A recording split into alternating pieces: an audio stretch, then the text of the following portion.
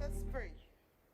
O Almighty God, as we have come together to begin our meeting of the Assembly, we humbly beseech you to grant to all our members the light and guidance of your Holy Spirit, that we may wisely take counsel together and come to such decisions as shall promote your glory and the well-being of all our citizens in this our land, so that peace and happiness, truth and justice may be enjoyed by all people.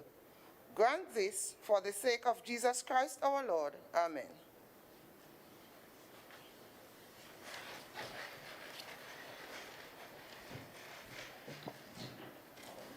Oath of allegiance of a new member. Announcements by the presiding officer.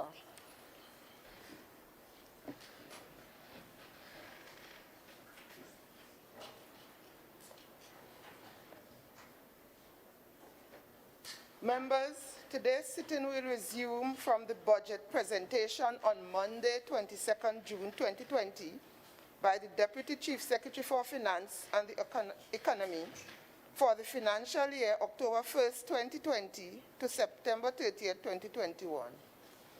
We will have the response to the budget presentation by the Minority Leader, followed by the debate, the budget debate.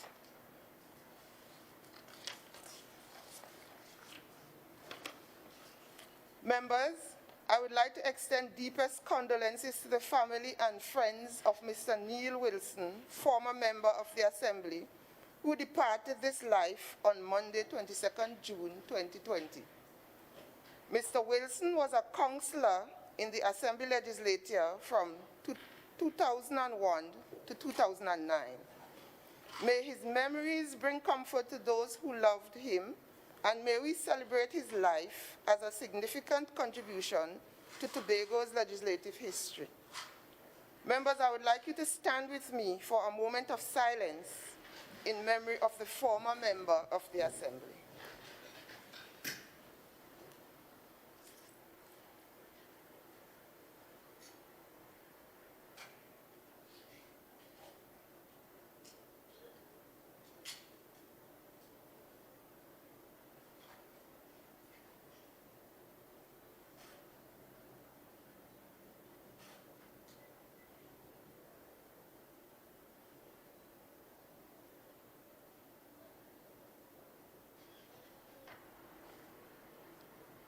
Thank you. May his soul rest in peace.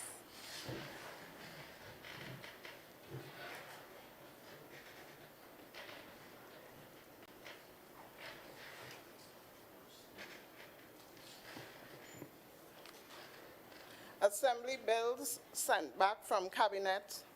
Assembly laws brought back from Parliament. Petitions, papers, presentation of reports from Dispute Resolution Commission, select committees, code of conduct.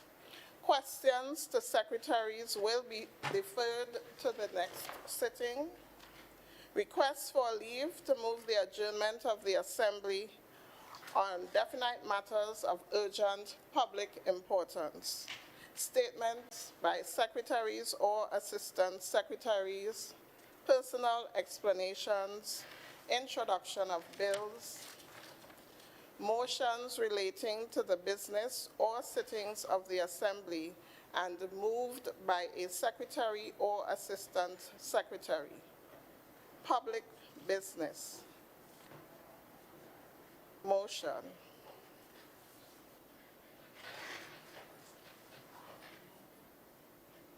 Members, the question proposed is, be it further resolved that the House approve the draft estimates of revenue and expenditure respecting all functions of the Tobago House of Assembly for the financial year October 1st, 2020 to September 30th, 2021, copies of which were laid on the table at an earlier stage of the proceedings.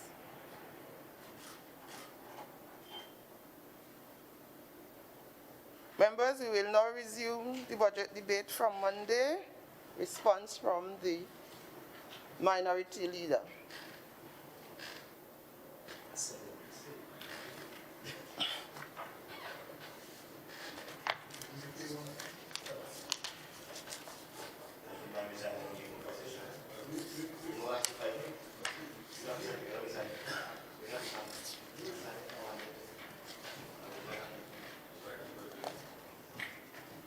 Members, we have a change. The presentation will be done by the member for Palliative Lands for me, Speyside.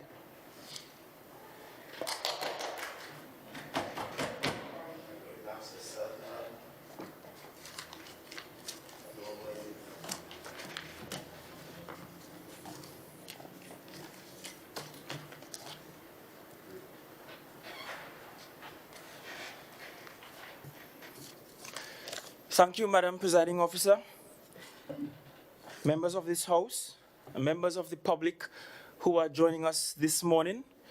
The minority firstly wishes to commence by joining with the other members of this House in paying tribute to a former member of this Assembly in the person of Mr. Neil Wilson, who left us this week.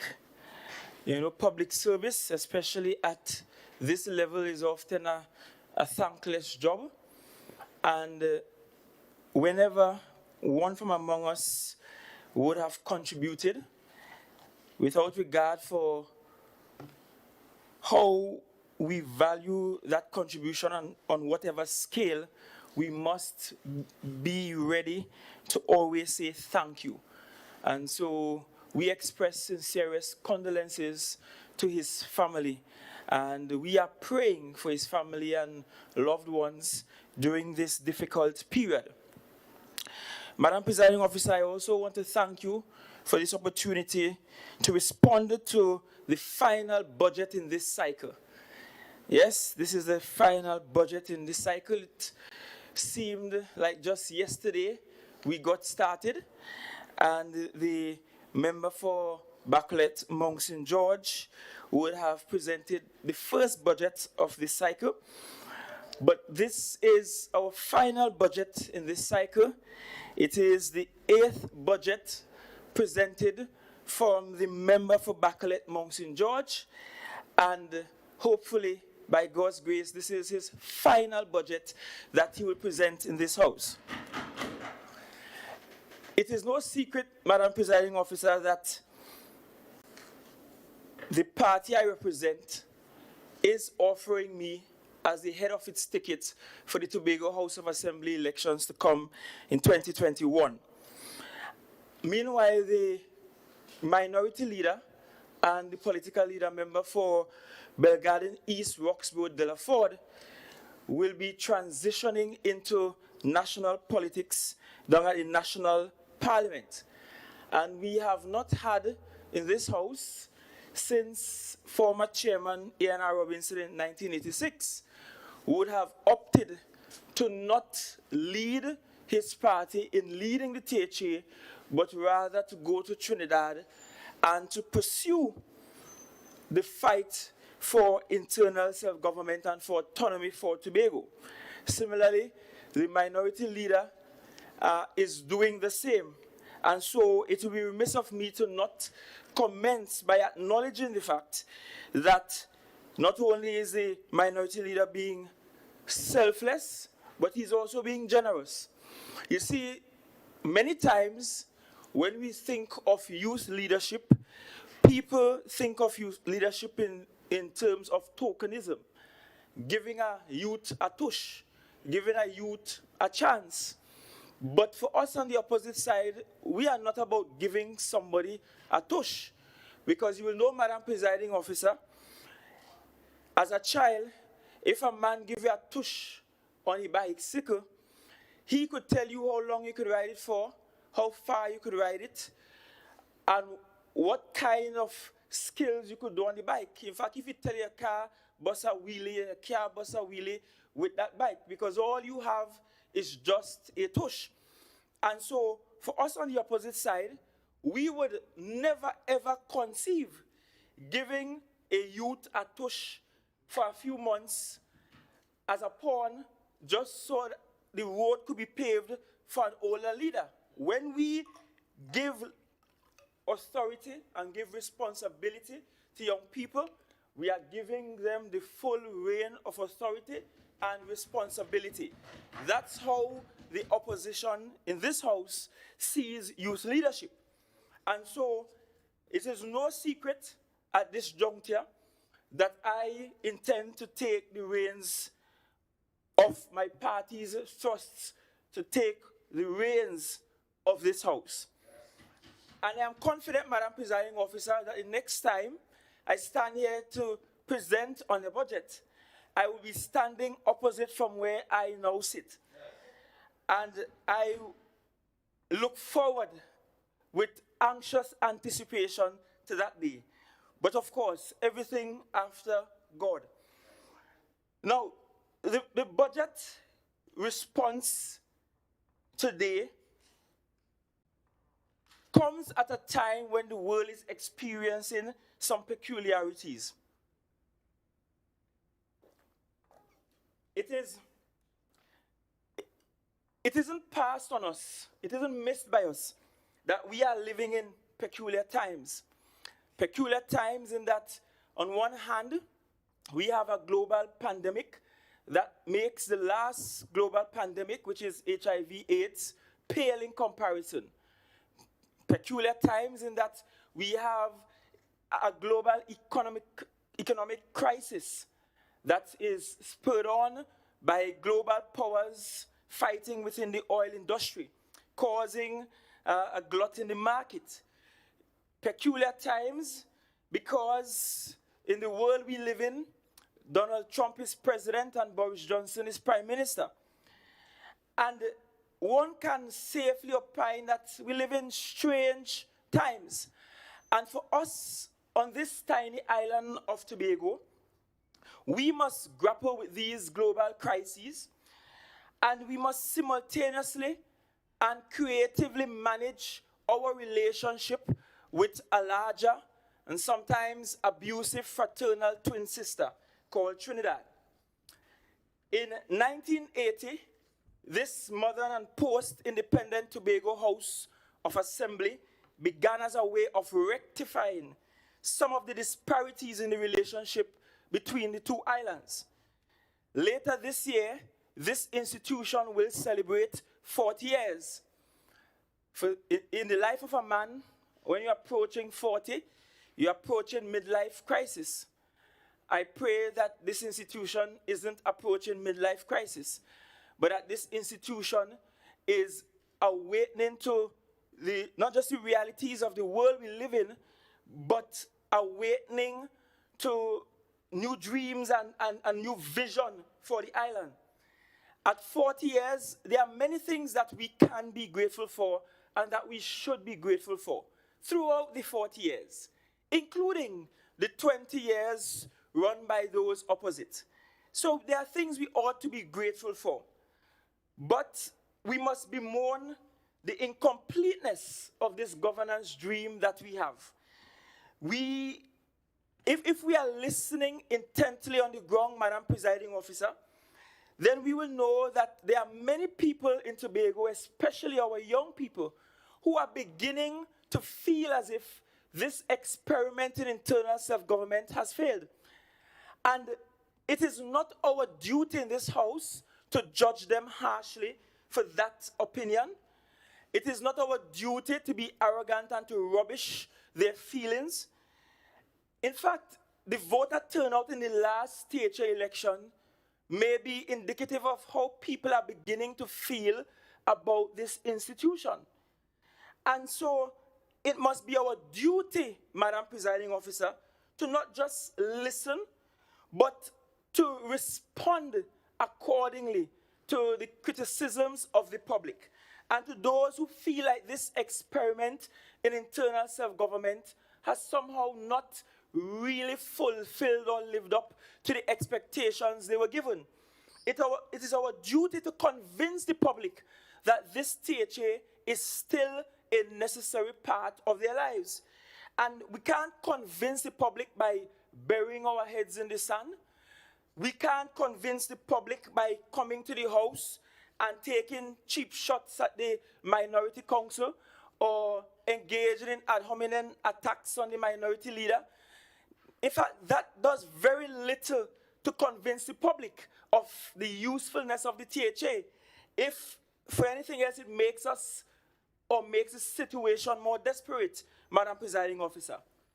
The history of this THA is one where we can divide it in two halves. Two halves, Madam Presiding Officer. The first 20 years of the THA went to A.N.R. Robinson and the parties, or the party, and his followers. First 20 years. And the second 20 years would have gone to former Chief Secretary Mr. Orville London and the People's National Movement. Unbelievable as it is, Tobago has given equal decades of power to two different fractions. Unbelievable as it is, Tobago seemed to be bashful, shy about change, and has only made one political party change in 4 decades. That's the reality of the politics of Tobago. I don't know how many countries in the world are so afraid of change. But I wish to posit today that if we don't change, we won't grow. I wish to posit that if as an island, we don't invest in change and change agents, then we will never grow. And so today, as I respond to the budget, I want to do so in primarily 2 ways. First, I want to critique the budget that was presented by the member for Backlet Mount St. George. Secondly, I want to share some broad policy or plans or projects that I think the THA should be engaged in. Some of these will effectively endorse some of what has been said in this House previously. And I will frame all of this within the fact that we are actually debating the 20th budget presented by the same political party. That's the reality. And so if we are going to thump our desks and shout hooray for the things that were successful, then we must beat our chests and take responsibility for the things that failed as well. Because the truth is, in the last 20 years, neither Minority Leader Duke, nor Councillor Dr. Faith B. Israel, nor myself had the opportunity to sit in the Exec Council. None of us made any of these decisions that costed and is costing Tobagonians daily. None of us. And so we are in this because we love Tobago. We are in this because we believe that a lot more can be done. We are in this because we believe that we can do better. We have not done our best as yet. In fact, the best is yet to come. And so, let me start by critiquing what was presented on Monday.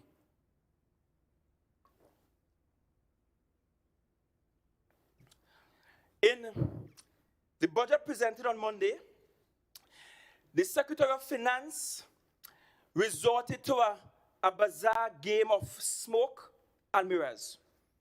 And to me, and to many Tobagonians, this raises several troubling questions about what is going on in the mind of the man.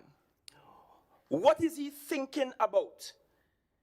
Perhaps the secretary may be still suffering from an acute case of tabanca, and so he could not manage his emotions along with other mental requirements in a sufficient time to present a budget that was above his lackluster performance on Monday. And this is the goodly gentleman's 8th budget. So he's by no means a novice to this lectern. we are forced to ask, Madam Presiding Officer, and I want to ask boldly, if it is we are embracing a new form of house slavery, if it is that we are accepting mendicancy as the new policy and the new order of the day, I'm forced to ask if it is that we are comfortable with the same old, same old, same old, same. And I can tell you, Madam Presiding Officer, for those of us on the other side and for many Tobagonians, that's a resounding no. We're not comfortable with the same old, same old, same old, same old run of the mill that does not produce the results that we desire. The budget, as presented by the Secretary, lacked clarity in several areas, and I will explore those areas. And there is little projection in terms of output and outcomes that is required and the jobs that will be created from an estimated $4.7 billion budget. And let me give you an example. If we are budgeting for agriculture access roads, don't you think it's time that we are able to say to Tobagonians that if we build these access roads in these areas, then it will result in this amount of farms benefiting, this increase in productivity, these crops becoming more readily available? That is looking at the output, looking at the outcome. And if all we are doing is budgeting based on expenditure, but not really paying attention and researching the outcomes that we want to achieve from the budget we are presenting, then we are not presenting a good budget. And the budget doesn't provide a clear enough roadway or road map for Tobagonians to follow. Now, first, in the midst of a serious crisis like the COVID-19 pandemic, the Secretary comes and he gives us a $4.71 billion budget, and it has now become sort of a tired, old, intellectually bankrupt practice that we throw out these budgets and then get about half or less than half when you look at what we get on the development or capital side of the budget in revenues to fund the budget. So we're just throwing out these figures, and there's no correlation between throwing out these figures and actually getting what we need to run this place called Tobago. And I search for reasons why the Secretary of Finance would not, after his 8th budget and his 8th experience, after the 20th budget of the PNM and the 20th experience with how the central government responds to our budget requests, I search for reasons for why he will still give us a budget of $4.71 billion. For plausible explanation, because maybe he was thinking something beyond the tabanka over the Chief Secretary seat. Maybe at first, the member for Backlet Mountain George believed the Minister of Finance, who during the supplemental budget said that Tobago will get all the support it requires. So maybe he believed that. And, you know, almost every citizen in this country would tell you that the Minister of Finance was just grandstanding. So I don't understand how he could believe that promise when during his last 8 budgets, all we have gotten for Tobago is the bare minimum as allowed for by the DRC, by the Dispute Resolution Commission. Just last year, he asked for $4.5 billion, we got 2.3. And so the pattern has been the same ad nauseum. And Tobagonians are asking, so at what point are we going to try a different strategy? At what point are we going to try something differently? And because we keep doing this, it keeps on looking as if we are begging. It keeps on looking as if we going cup in hand, bruising our knees, paying penitence, and begging and hoping and pleading that one day, the central government will wake up and just give us what we asked for. Maybe this year we will get lucky. But if we should go by what happened recently, where the government has already committed to spending $2.7 billion in its supplementary appropriations, and the THA got $105 million, that is only 3.9%. So the pattern has not really changed, even in the midst of this COVID crisis and how the country has been responding to the COVID crisis. Another plausible reason for why the Secretary will give us a $4.7 billion budget could perhaps be that the Secretary genuinely believes that the people of Tobago will take his bloated proposals as convincing election strategy. And I feel that is the reason why we have a $4.7 billion budget, in the hopes that maybe people will listen to the budget, take sound bites and say, yes, we're going and get this, we're going and get this.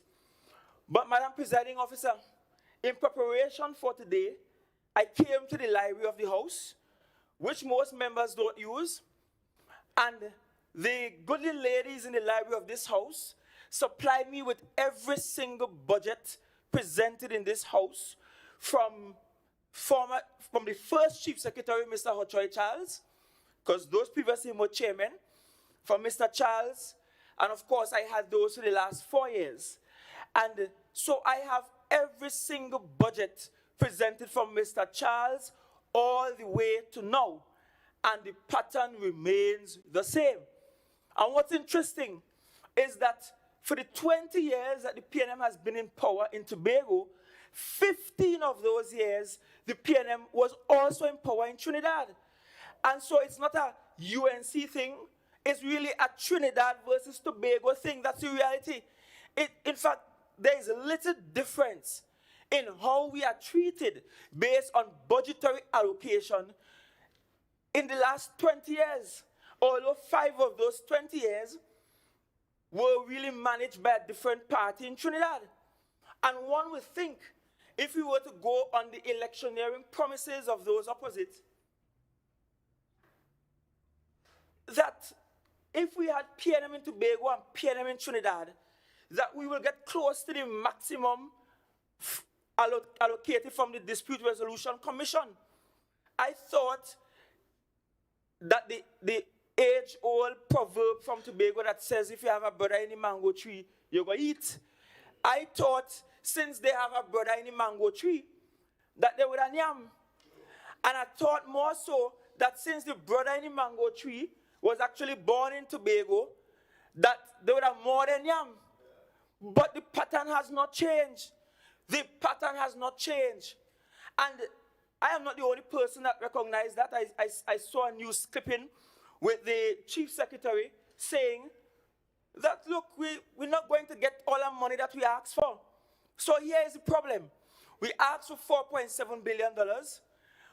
We can only raise via taxation, and I'll speak to that in a short while, via taxation, 198 million, somewhere around there.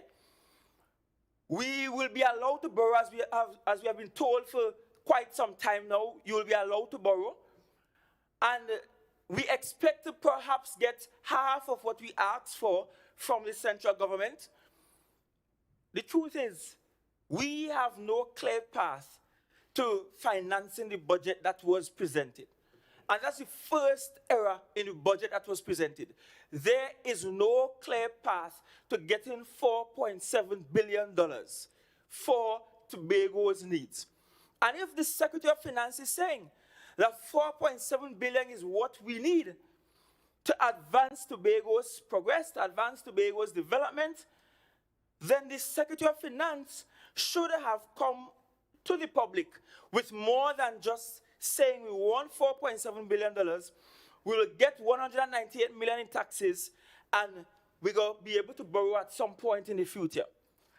That doesn't sound like reasoned planning. That doesn't sound like good planning.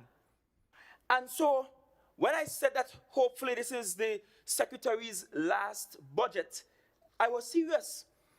Because I think if the political leader of the PNM is to get up here later today and announce to Tobagonians that the Secretary of Finance will no longer be the Secretary of Finance, I think we will exit this house to a carnival outside.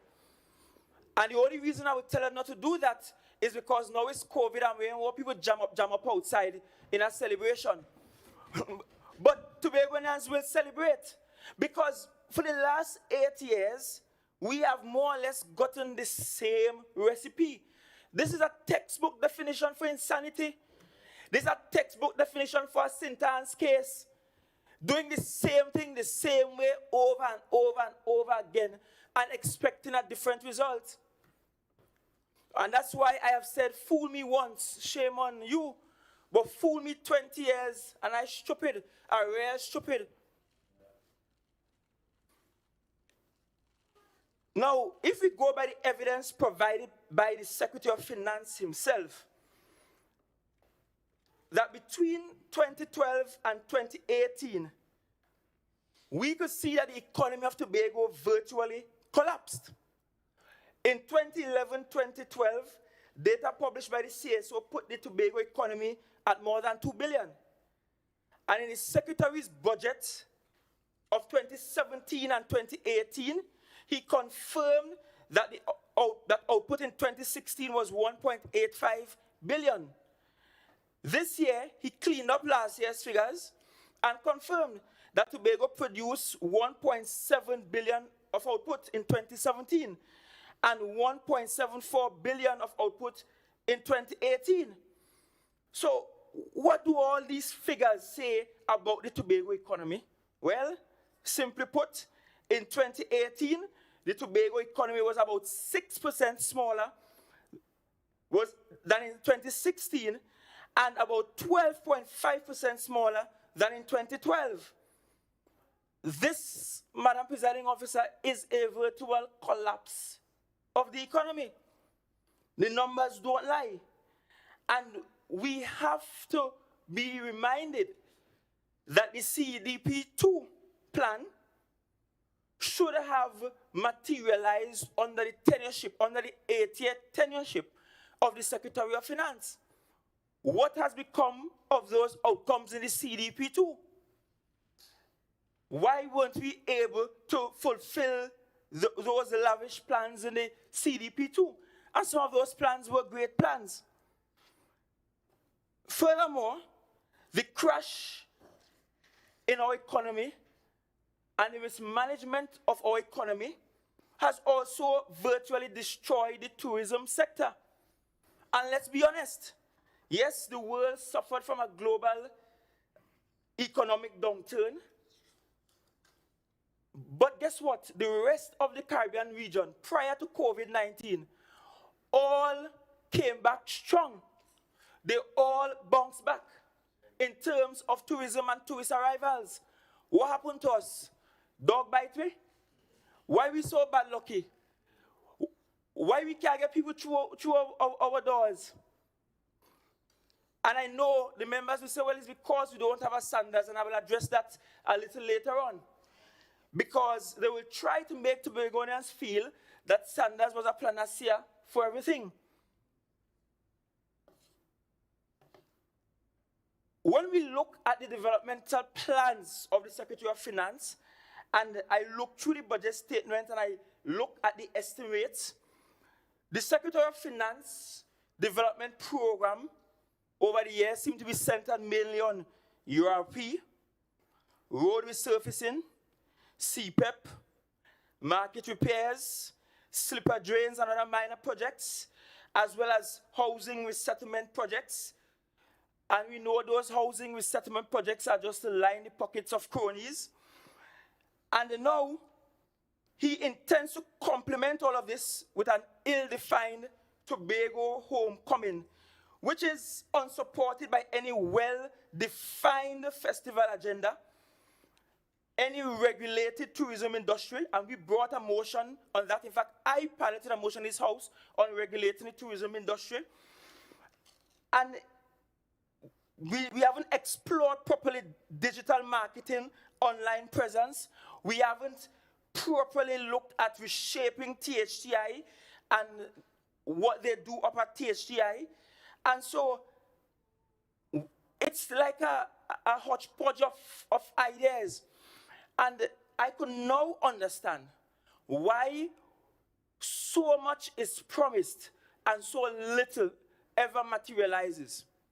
Because when we do development planning in this way, it will not result in any results. Look through the books. I looked through all the books. You know how many projects we had?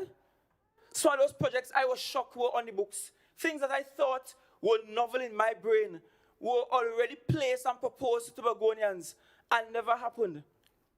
And never happened despite the fact that 15 of their 20 years, they had a brother in the mango tree in Trinidad. Never happened. Never happened.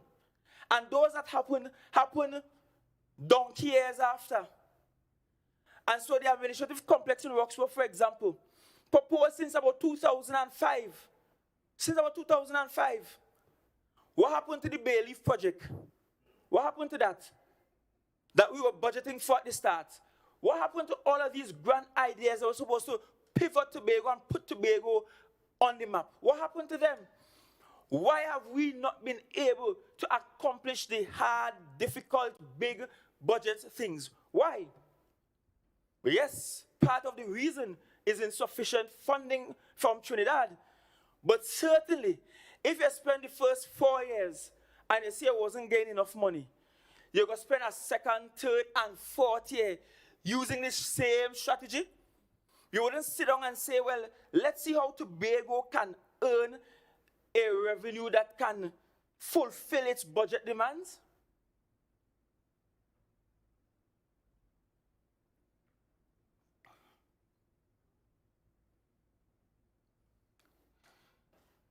I want to not spend significant time critiquing the budget because that might bring on a headache. But I want to look at some critical areas. If we look at growth and development targeting, one of the striking indications of the Secretary's lack of planning capacity is that he ignores the fact that his own data suggests the need to specify a targeted rate of growth of the Tobago economy as it seeks to rise from the ashes created by his predecessor, who happened to belong to his own party. And given the damage done now, combined with the COVID-19 pandemic this year, I think there are two pieces of information we should have gotten in the budget. First, I think we should have gotten a projected rate of growth for the Tobago economy up to at least 2022. At least 2022. Which will show us that we're not planning in a myopic way, but we're planning for a longer term. And related to this, we also need to know the required growth rate relative to the cost of borrowing, taking into account the fact that much of the financing by either the THA or the government of the Republic of Trinidad and Tobago will come from borrowing. And so, yes, being able to borrow is good, but we needed to have that projected growth rate up to at least 2022 so we know how much we need to borrow, how quickly we need to borrow it, how we need to spend it, and that will more or less inform the actualization of the budget. On the matter of projected growth, the Minister of Finance in his midterm review projected that the national economy will be growing by 4.7% by the year 2021. Is the Secretary projecting the same growth rate for Tobago? Because I would think that since Tobago is behind Trinidad in its developmental trajectory, what should happen is that we should be looking at a growth rate for Tobago of at least 6%. We need to grow at a faster rate than the national economy in order for us to catch up, in order for us to undo some of the damage that has already been done. And when we look at the Minister of Finance in Trinidad and what he projected at the last supplemental budget hearing, I think that the Minister in Trinidad is being pretty brave, almost adventurous, because he is doing his projection on oil at $45 per barrel, WTI, West Texas Intermediate, and 2.90 per MMBTU. I think those are ambitious figures. Notwithstanding, we needed to hear from the Secretary of Finance what the projected growth rate for the Tobago economy should be by 2022, and that growth rate had to be projected based on where we are in our developmental thrust at this time. On the matter of accountability and transparency, and this is a vexing area, Madam Presiding Officer, because every single Auditor General report that we have had of the THA within the last 2 decades gave us adverse opinions from the Auditor General. We can't be coming to Tobago at our 20th budget, at your 20th budget. Let me say we, because I'm not part of that. At your 20th budget, and now talking about putting systems in place. Yet when I go back to the first budget presented in this House in January of 2001 by the then Chief Secretary, Mr. Orville London, in that budget, he was talking the same language, putting systems in place so that we can be properly audited. Fast track, 20 years later, and what? We're at the same place. And then to come now and gloss over accountability as if it's just an accounting issue as opposed to a transparency issue is vexing, because it's more than just an accounting issue. It's a transparency issue. And this is critical to ensuring that people trust the government. If you're not transparent with people, they can't trust you. They can't trust you.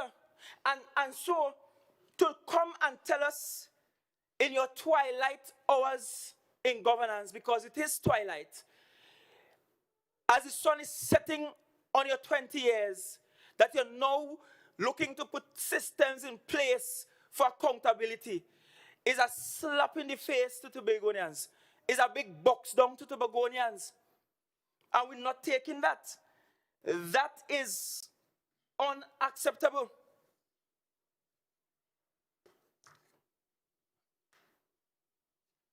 When we go to plans and projections, I want to start by looking at education and Tobago's development. I want to start there. Now, the Secretary's budget statement did give some evidence that there was a desire to make some meaningful inputs into education. I like to be fair.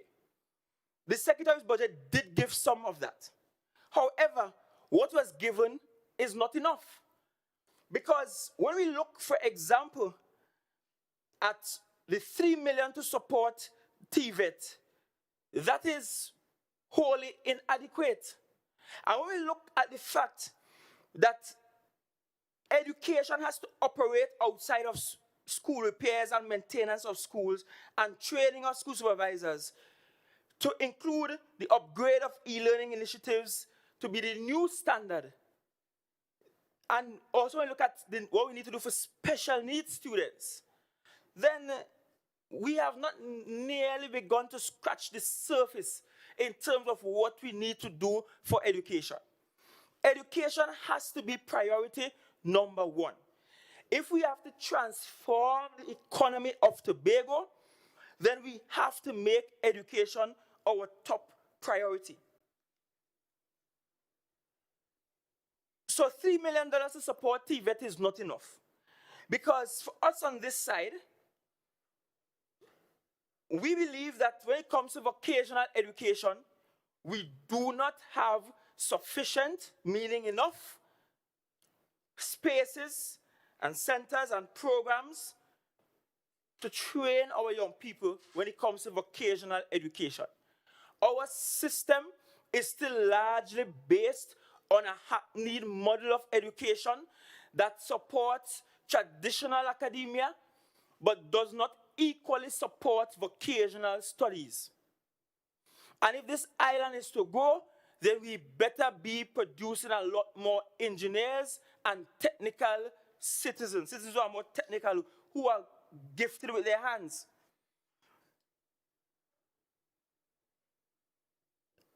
Now, many Tobagonians will agree with us that we must upgrade all our schools, including special needs schools, from preschool all the way up to tertiary, and they must match global standards.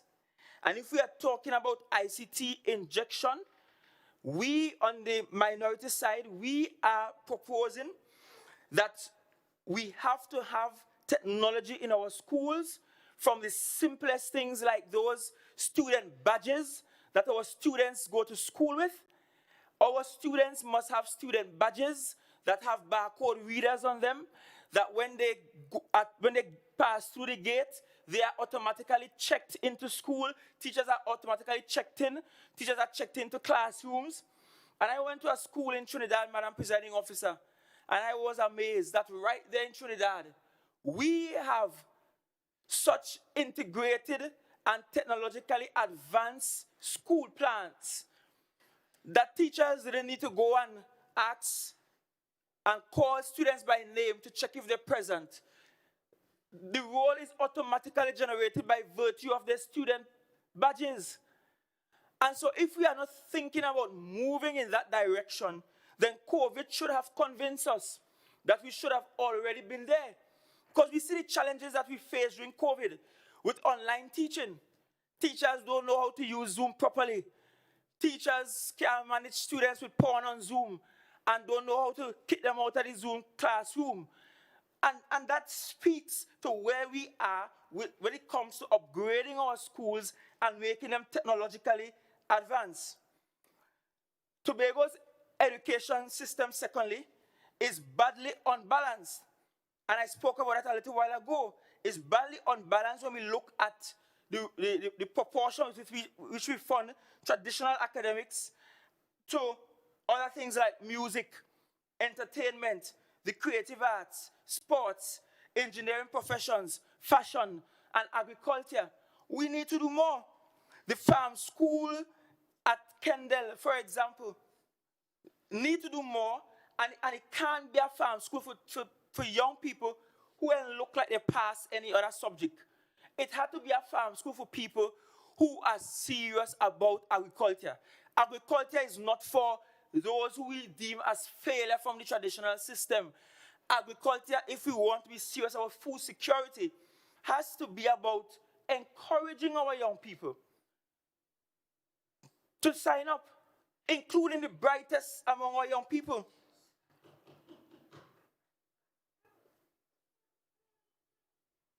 We need to also have a well-funded parental support system or program, and that must be aimed at addressing the damaging effects of disguised poverty and the psychological challenges of inherited mental slavery. And so we need to begin to have a program for our parents that has to be budgeted for, because many of our parents are ill-equipped. Many of our parents are not equipped enough to treat with the needs of their children. We see it.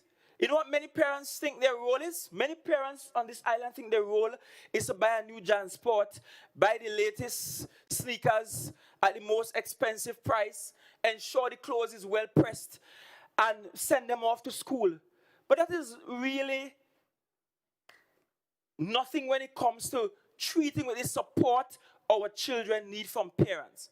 Talk to the teachers and they will tell you that parental support is one of their largest challenges. So where are our programs for the parents? Where are our parenting programs? And many parents on this island seem to think that their roles end when the child leaves primary school, so they're right there up until orientation, first day high school. After that, you don't see them again. They know where wrong. You have to call, you have to beg. Sometimes as a teacher, you have to jump in a vehicle, catch car, go home by them, try to pull out children, beg for SBA here or there, beg them to do the homework, calling the parents. When the parents come, the parents vex more than you because you're wasting the time and they take them away from work to come. We have people who taught in this house, so they know the drill and the drama when it comes to parents on this island.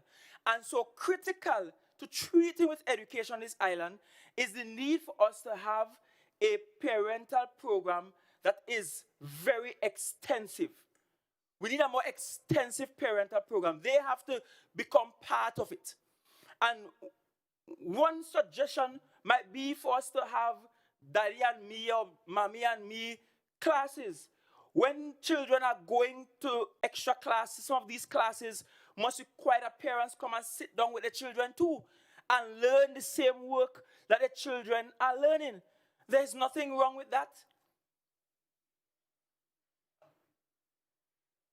And when we talk in education, there's also an opportunity for us to also look at foreign direct investment in education. And you know, my colleagues will elaborate more on this, but a motion was brought to this house by Councillor Dr. Faith Beeswell that spoke to that. How do we use FDIs within the education system, especially with tertiary education? Why do we insist on trying to do it alone when we could draw on the assistance of well-established institutions globally and bring them to our shores and use them? Imagine if we have a facility here that can attract about 5,000 students from outside of Tobago. I mean, we don't need a facility as big as UWI that might have 20,000 students. We could just have an institution of 5,000 students, and you will see how that will do wonders for our economy, how that will cause college towns to pop up, how that will cause other services and innovation to happen, how that will lead to foreign exchange and foreign currency within the system. 5,000 outsiders. That should be our benchmark. We don't need more than that. And so we have to look critically at how foreign direct investment can be a part of the education plan and program of development that we have. When we talk in education, we need to also talk to the issue of the teachers on contract. Many of our teachers are unhappy. And I note that the Chief Secretary has given a commitment that contracts will now be a minimum of 3 years, and that will be standard. So we have gone back to what it was pre-PNM time, which is good. We should have gone back there a long time ago. But when it comes to our teachers on contract, and I want to spend some time on this, because people like to badmouth teachers and think all teachers do a march for more money and want more money. I taught at Speyside High School. The establishment, meaning the public service positions at the high school for English language teachers, were two. This is a school with a population of about 500 students. This is a school that has a sixth form program. But based on the establishment of the school, which was done under the old SEMP program, we're entitled to 2 English teachers. Now, in theory, your teachers on contract are really filling a temporary void. But how can the other teachers within that English department, of which I was a part of, be temporary when you need them? You need them. And so that disparity happens not just at Speyside High, but at practically all our secondary schools on the island. And I mean, this speaks to why we need to become more autonomous, because we could have fixed that with a stroke of the pen from the executive. But what is required is that we do manpower audit.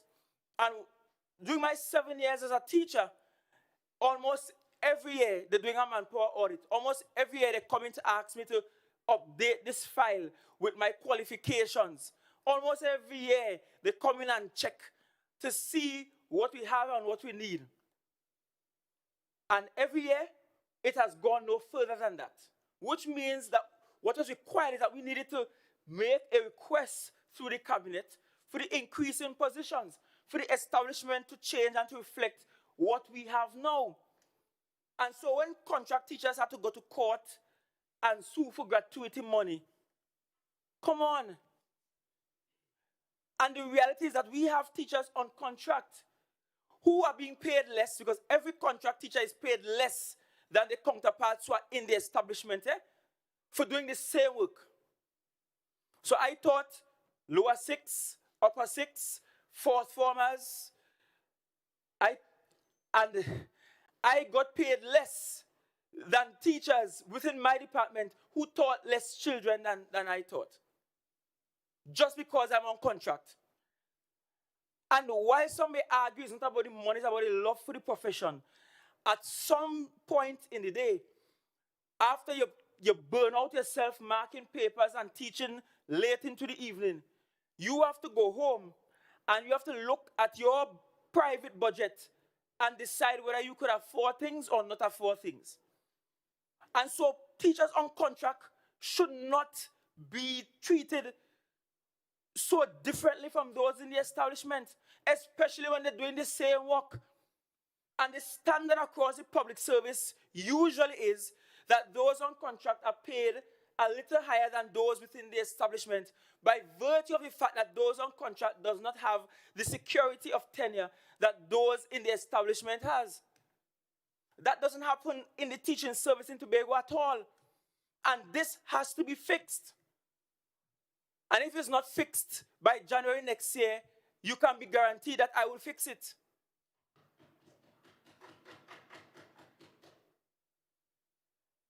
Staying with education, and I see that we have finally some noise about giving Scarborough Secondary School a new school.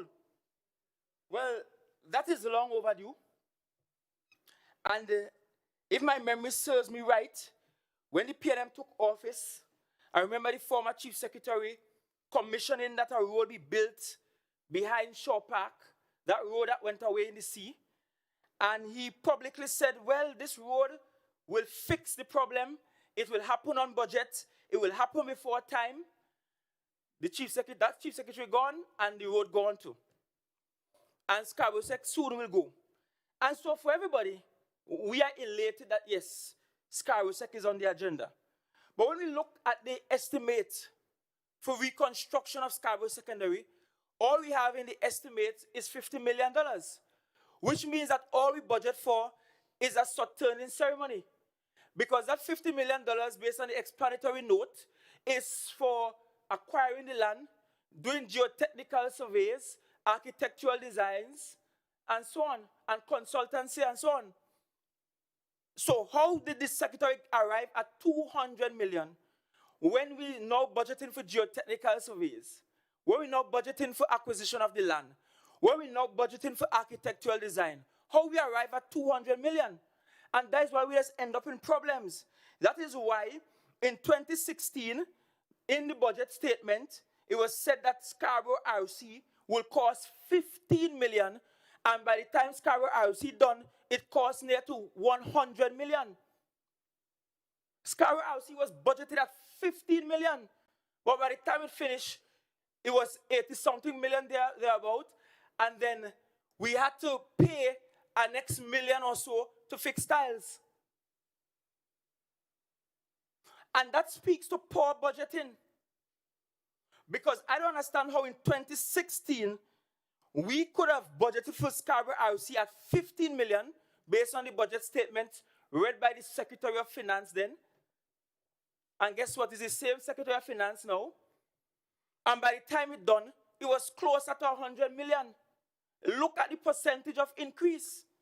And we may very well be throwing away money and wasting money based on how we plan and how we project things. And so we have to do better for Scarborough Secondary.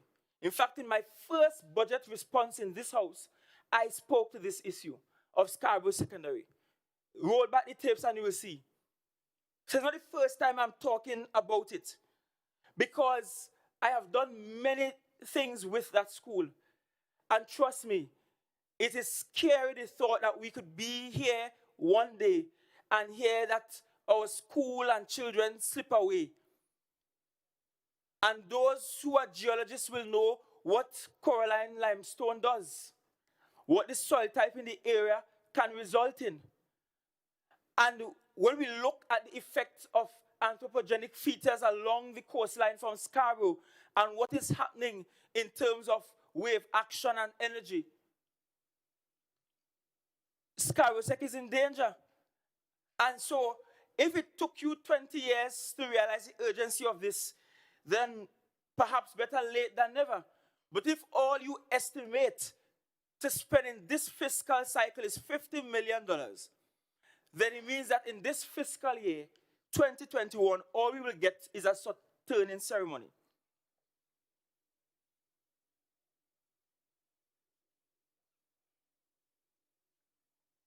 When we look at healthcare in Tobago, I want to move on to healthcare and Tobago's development.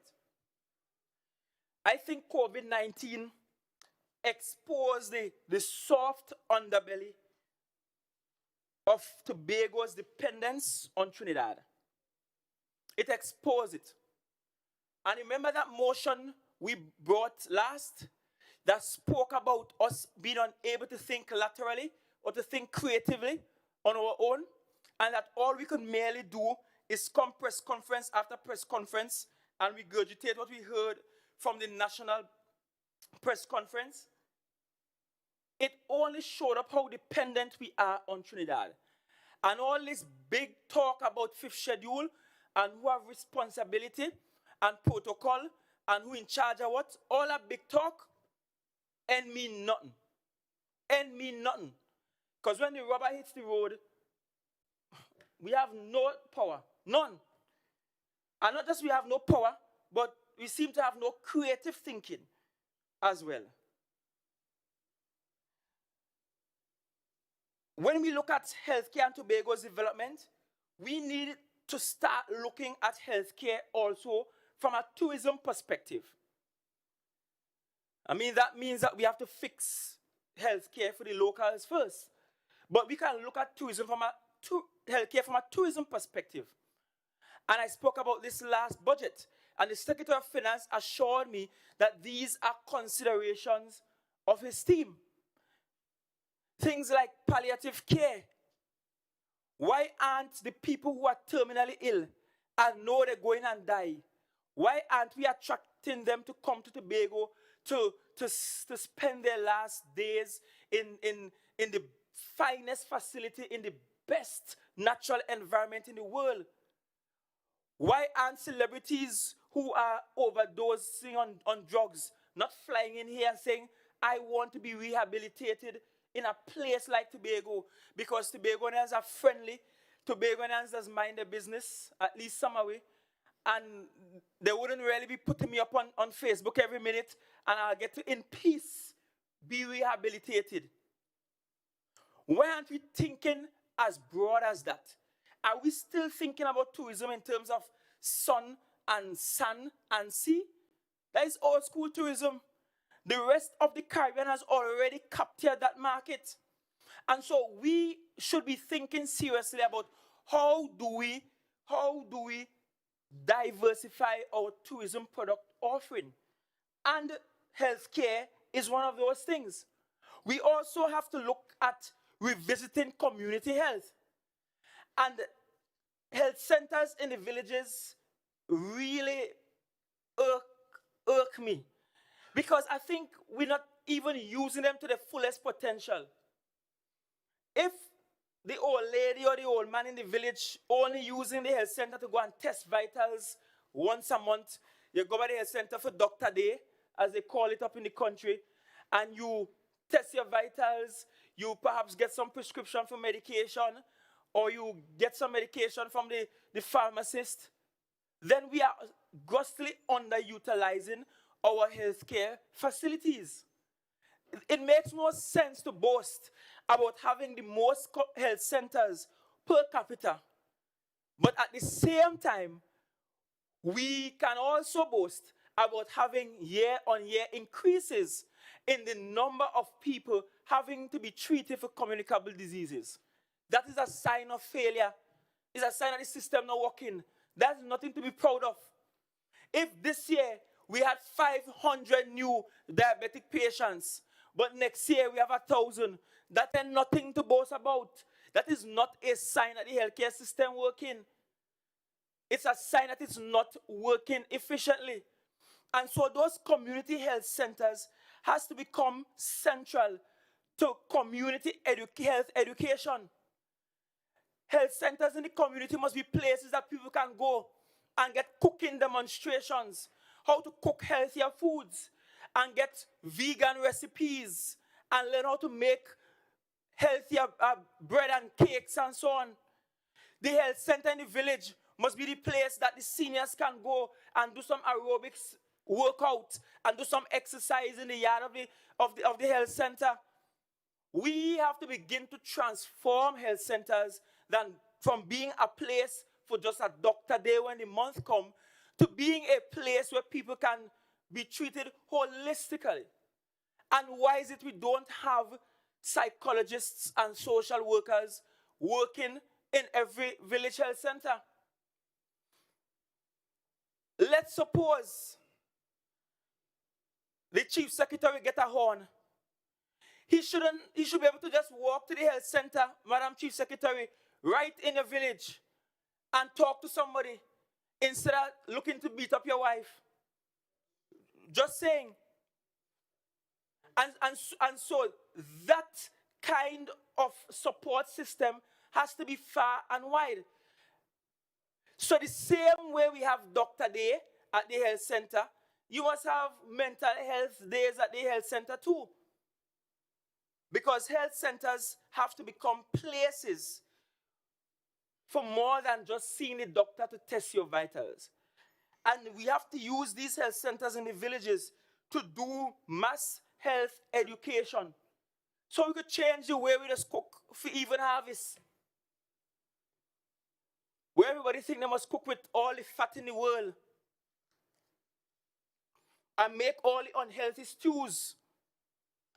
We have to teach people. That's the only way we'll be successful at health care. Otherwise, we'll be spending more and more money every single year on health care. Because we'll have more and more sick people. We want to move from health to community housing, stock, and tourism. And housing is another area where we have failed and failed miserably. Imagine, Madam Presiding Officer, we had a project to offer lands in Belgarden some time long ago. Millions upon millions were spent, and all now the lands can be distributed. The minority leaders asked in this house many times, how many houses have you built in the last year? In the last 4 years, how many houses have you built in the last 4 years? And if you're not going to build houses, how many parcels of land have you given out in the last 4 years? How many? This is one of the areas we have dropped the ball. And there is a housing crisis in Tobago. Many of our young professionals cannot afford a home. And people who are young professionals in their 20s and early 30s must be in a position to go to the bank and get a mortgage to afford a home. But the truth is they cannot compete on the markets. They cannot compete on the open market. They can't compete with rich Trinidadians who could purchase a townhouse where you have shared walls for 1.8 million. They can't compete with that. They can't compete with the foreigner who could buy a lot of land in Mount Irving for in excess of $1 million. They cannot compete with that. And I'm sure if we do the cost differentials, it will prove that the cost of land and housing in Tobago is significantly more than any other district in Trinidad and Tobago. That's the sad reality.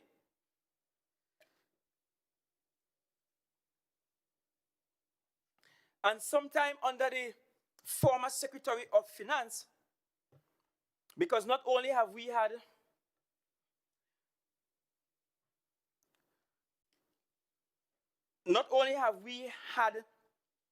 a crisis in terms of housing and how much houses we can produce for public consumption or parts of land we can produce, but we have a problem getting young professionals into the game. And the former Secretary of Finance, the immediate former Secretary of Finance, had a program, a young home owners savings program with FCB Bank, First Citizens Bank. And many of the young people who we all encouraged to participate in that program have been left wondering, but what is this about? Because that savings scheme has no special interest attached to it. So you might as well save your money on their mattress. It has no unique special interest to it. And then when you save in this scheme, one of the things we said earlier on is you have to give some priority to young homeowners. If it is we are going to say 5% of every estate that we're going to distribute either as land or homes will go to people within this savings scheme. It has to be pegged like that so that we can begin to chip away at the wider market, at the public market. The THA has to do something to force the market prices of homes and land in Tobago down. We have to do something about it. And the way to do that is by having serious and significant public injection into our housing and land program. I also want to propose today that there is a potential for our housing stock to also be linked to tourism. And yes, we are looking at, and I'm hearing all this talk about having 10,000 or however much A-class rooms on the island. That is good. And I think that should be done from the private sector. I think the state should encourage the private sector to do that, and I'll talk about that in a while. But global trends suggest that people are looking for homestays. That is why Airbnb is on the rise and hotels are declining in comparison to the Airbnbs. Because people want to go and stay in a nice room, yes, but stay in a house and feel as if they are part of a community. People are doing it all over the world. In fact, it's why the Castor model is so successful. They have been doing it before Airbnb come into place. And so one of the things that I wish to propose is that when we are building public homes, is that we build them in such a way that they will have income potential. That these same homes that we are building will have the potential to be rented as Airbnbs. And we have to be deliberate about it. We have to be deliberate about how we do it. So that even young professionals who wouldn't ordinarily be able to afford a home, the bank can look at this house and say, well, this house has an income potential of X amount, and so you could now afford the mortgage that you could not afford before because this room or this part of the house can now help you pay down your mortgage. So there's an opportunity, even as we are doing public housing, to integrate it into the tourism room stock by way of purpose building these homes to facilitate Airbnbs. Which means that instead of always doing these generic housing communities where we find this large estate and just build a whole community of perhaps 50 homes or however much homes, it might make sense to even spread some of these homes across villages on the island. So instead of building 50 homes in one space, build 50 homes across the island in different villages. And in so doing, you're expanding villages. You are offering tourists a serious village and community life while they come here. And we are sure that we have excellent room stock when it comes to Airbnb or bed and breakfast. And it's important that we also look at village expansion in that way too.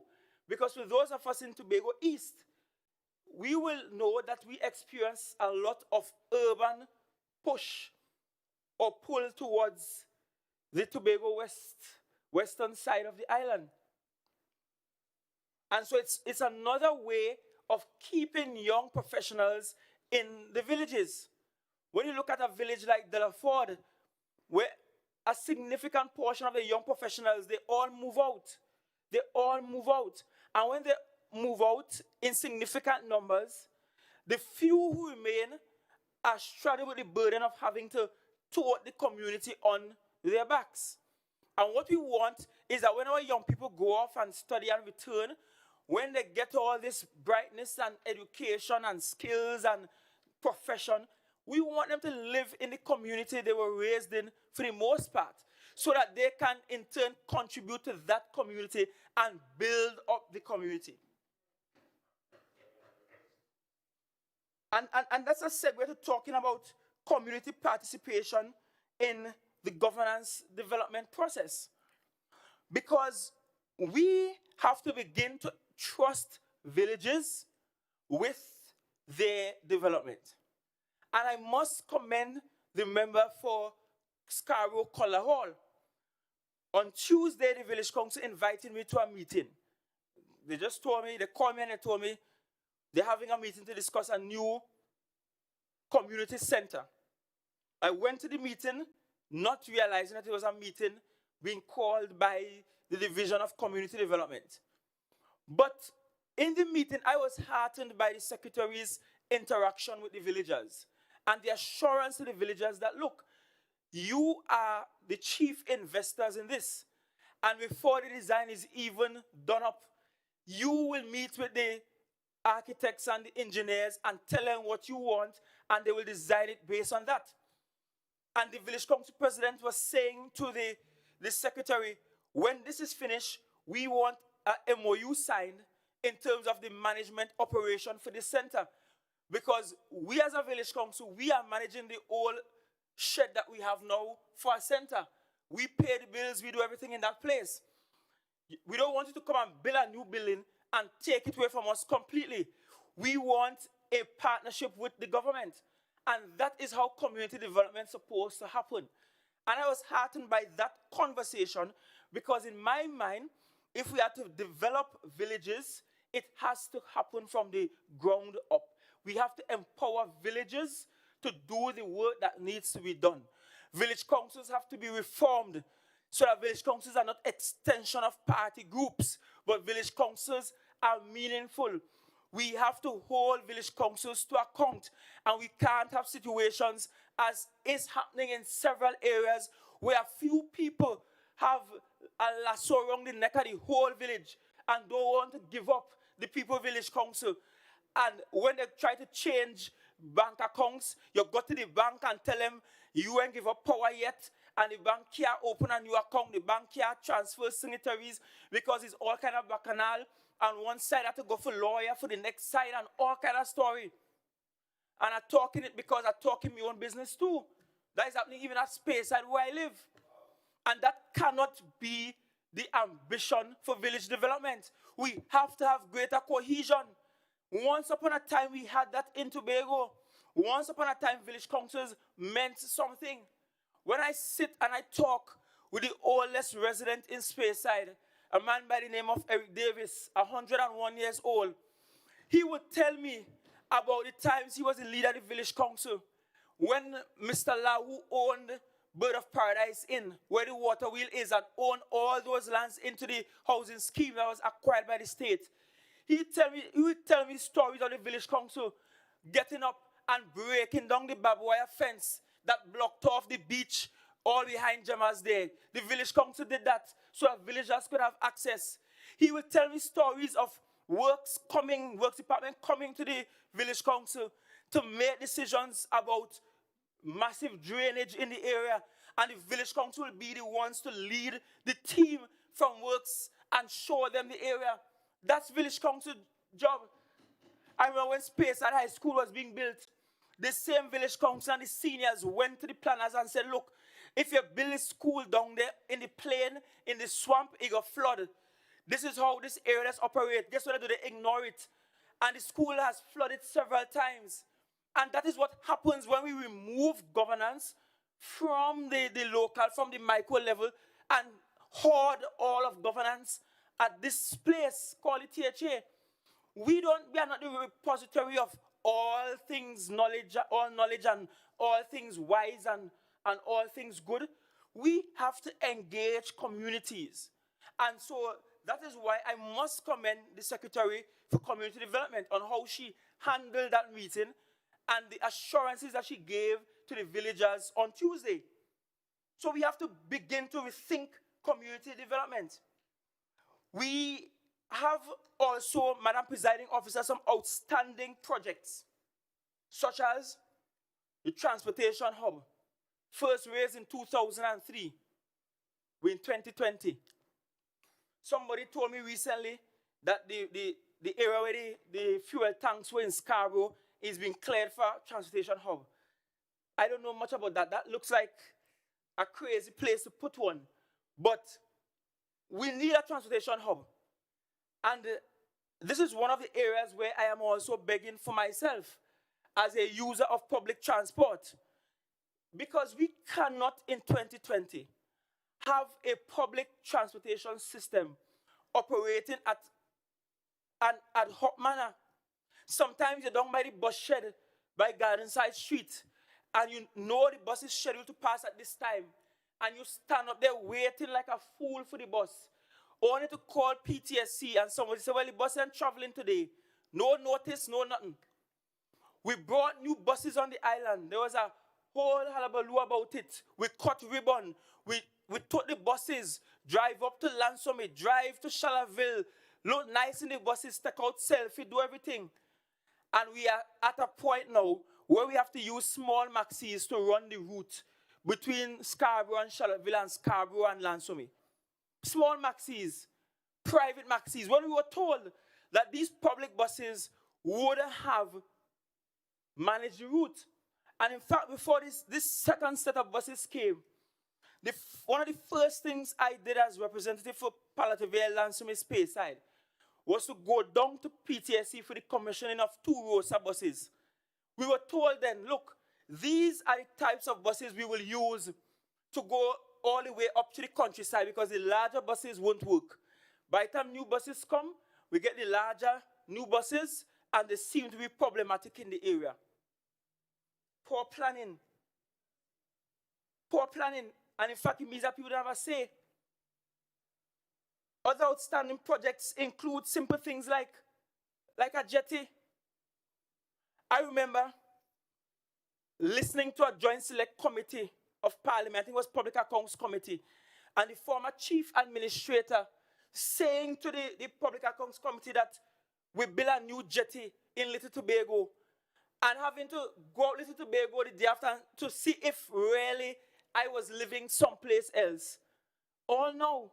And many in this house wouldn't know that we have had reef boat operators that had to draw on their insurance to pay visitors to the island and pay them off to be quiet because they slip on a jetty that is in the water, halfway in the water. Simple projects, infrastructural projects that are supposed to assist with our tourism thrust must be done. Customs and immigration services for yachties in Charlottesville. Another issue, something that was raised from as early as about 2002. The state, meaning the THA, purchased a house that is supposed to be used for customs and immigration services, a house next to the library. They're still not in it yet. They still cut up somewhere in the health center in Charlottesville. And here the hilarious part of it, when the yachties come ashore, they have to randomly ask people where customs and excises. Sometimes they could come ashore, walk around, and no custom person interact with them yet. Just come ashore on their own and walk up and down. Because there's no signage nowhere about saying this direction to custom and excise. None. simple things we can't get done. When we talk about food production for a little bit, and I want to say I'm happy that those in the executive have seen it fit to follow our lead. When you follow our lead, good things does happen. So we give out ceilings. We certainly try to find some ceilings to give out.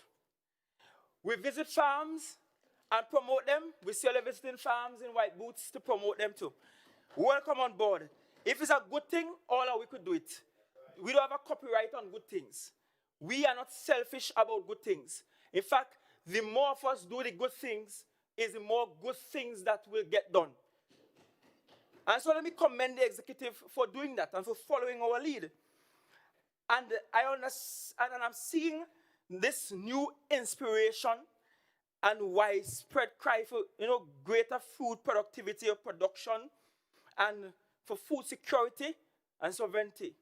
I even listened to the Prime Minister and some farmers the following day who disputed what the Prime Minister said.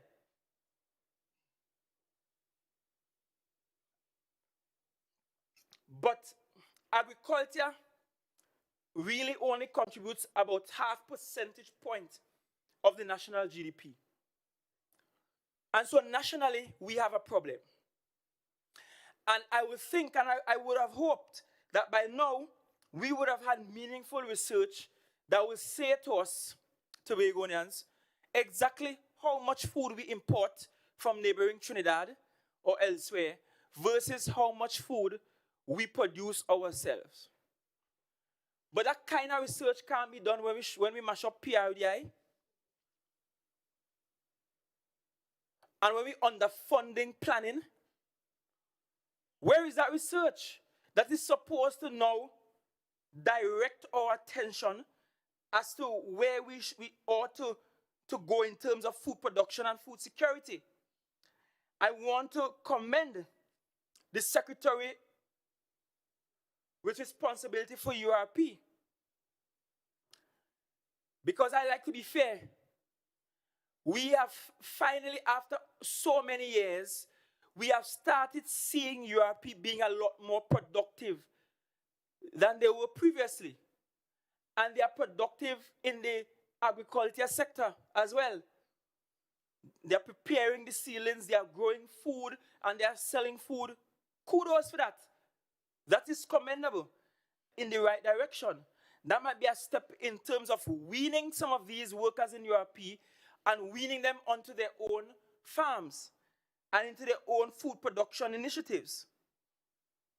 But we have to decide as an island what is our competitive advantage in terms of food. What can we do in agriculture best or better than the rest of the world? Because if we are honest, most things that we grow here, most things that we farm here, somebody somewhere else in the world can produce it far quicker, at a far cheaper price, and it might be cheaper to import it than grow it ourselves. Now, the basis of food security is not so much to compete with the world, but it's to ensure that you have a secure supply of food, that if anything should happen to the world, we won't starve. And so, yes, we need people to grow food for the purpose of food security. But what is that product that we can grow here in Tobago that we can provide to the rest of the world better than anybody else? Is it cocoa? Is it Benebol? Because that's food processing. Is it Benebol and red mango and tulum and tamban balls?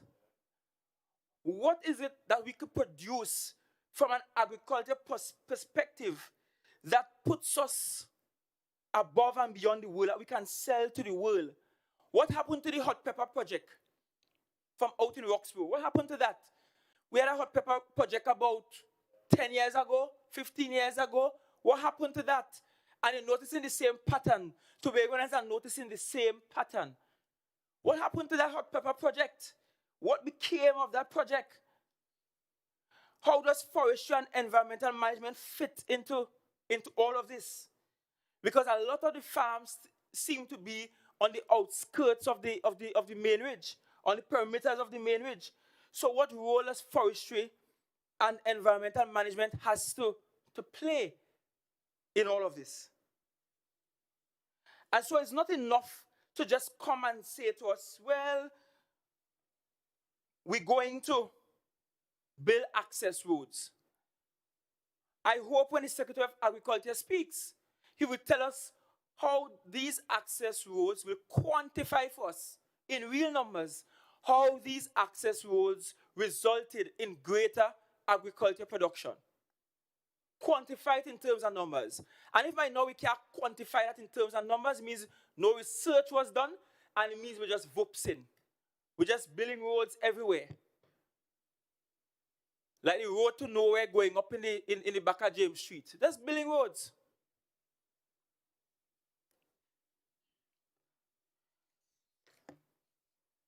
In 2008, Madam Presiding Officer, Dr. Anselm London said in his budget presentation, and I'm quoting now, he said, as we move to expand the development momentum, the Assembly must also, as a matter of urgency, revisit its relationship with the Airport Authority of Trinidad and Tobago and the Port Authority of Trinidad and Tobago. It is so unreasonable to think that greater responsibility for managing the Port of Scarborough or the Crown Point Airport should not dissolve to the Tobago House of Assembly. Notice a move from agriculture to port management. You notice in the pattern, Madam Presiding Officer? We're saying one thing now and conveniently changing with tongue at another time. And if this was the feeling of the PNM in 2008, how did we get to the place where central government could come up and call first meeting with residents on airport without THA? How? How? When the fifth schedule has air and seaports listed in it, how? You see, I realized that this Executive Council, this PNM run THA, only had mouth for 5 years. The mouth only existed for 5 years. But when is the own brother choking out the eye, they have nothing to say. Can't say pip, can't say nothing. When the own brother breaching all of the THA Act, when the own brother could just decide to put sandals and decide we put in sandals in Tobago after aligning with Butch Stewart, not even consultation with the Chief Sec, but after aligning with Butch Stewart, could give that commitment. And we say nothing. It speaks to our politics of convenience on this island. It's a politics of convenience. And so if agriculture is to do well, then we also have to manage our air and seaports. We have to play a more integral role in that. Do we have a port as yet that gives us the capability to do international exports from here? And the answer is no. You know how many budgets ago we're talking about that? You know how long 2008 was? And we are in 2020, and it's still not being done.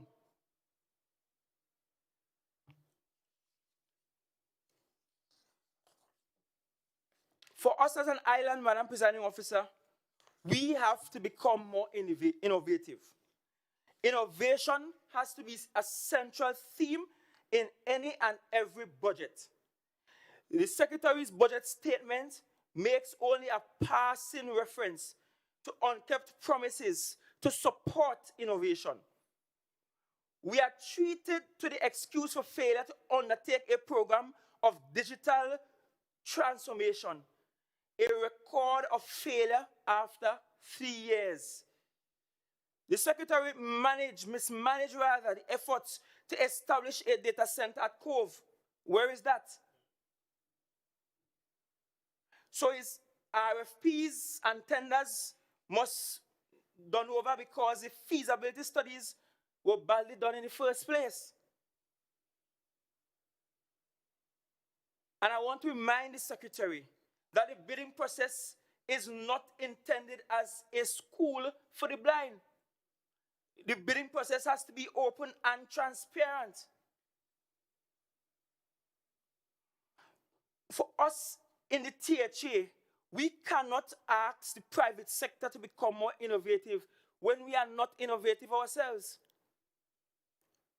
I am certain I can't just send an e-invoice to any department in the THA and expect it to be honored.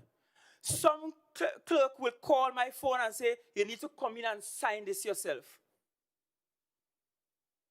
I have sent letters to the THA, and people will call me and say, come in and sign. I said, the thing already signed. No, you have to come in and sign in person. And I'm saying, my God, something as simple as that, we're not there yet. We're not there yet. We have to lead the way. During this COVID, we look at what Point 14 was doing. Point 14, a bought corporation with far less resources than the THA was doing. People were getting their social support monies on the phone with a barcode reader, going into the shops around Point 14 and scanning the phone to pay for goods. You know where we at? We still with the card. And then if you need the card to be top up, you have to go back by the division, submit the card, wait a week or two, and then they will call you to come back for a new card. That's where we were. That's where we are at. And so if we have to talk innovation, the THA has to lead the way. And the reality is, most businesses in Tobago do business with the THA. So if the THA leads the way, most businesses on the island will come on board. To help our private sector, what the THA must do is introduce programs to increase the private sector's access to the following key types of resources. One, personnel and skill. And that has to be scientists, technicians, engineers, management, branding and marketing specialists. Two, financial capacity, which is the availability of internal and external finance to meet the cost of innovation. Information. Three, access to information on technology and markets. Infrastructure. Four, supportive physical infrastructure, including laboratories and public experimental and research facilities. Five, favorable market characteristics, which is the freedom to solve problems signaled by the market, absence of protectionist measures, absence of dominance and monopoly, availability of demand. And six, we have to help the private sector also through government policy, which is access to opportunity to shape policies and schemes regarding all of the 5 things I just listed. Those must be the pillars upon which we create a more innovative society.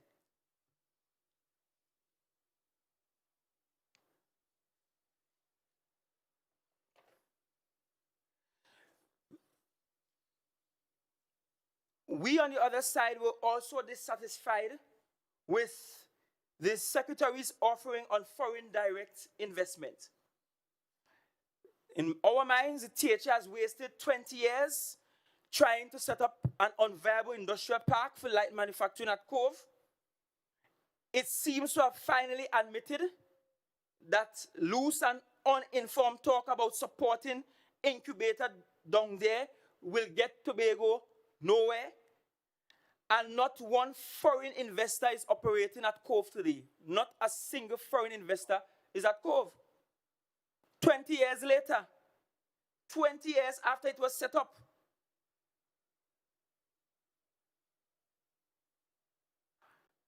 And I am suspicious, I am cautious about any reliance on Export TT and Invest TT. Because if we are honest, they have not done very well in Trinidad either. Look at their results. Trinidad is still oil dependent. Trinidad has been unable to really push investments and innovation outside of the oil sector, notwithstanding having Export TT and Invest TT. They have well-documented failures.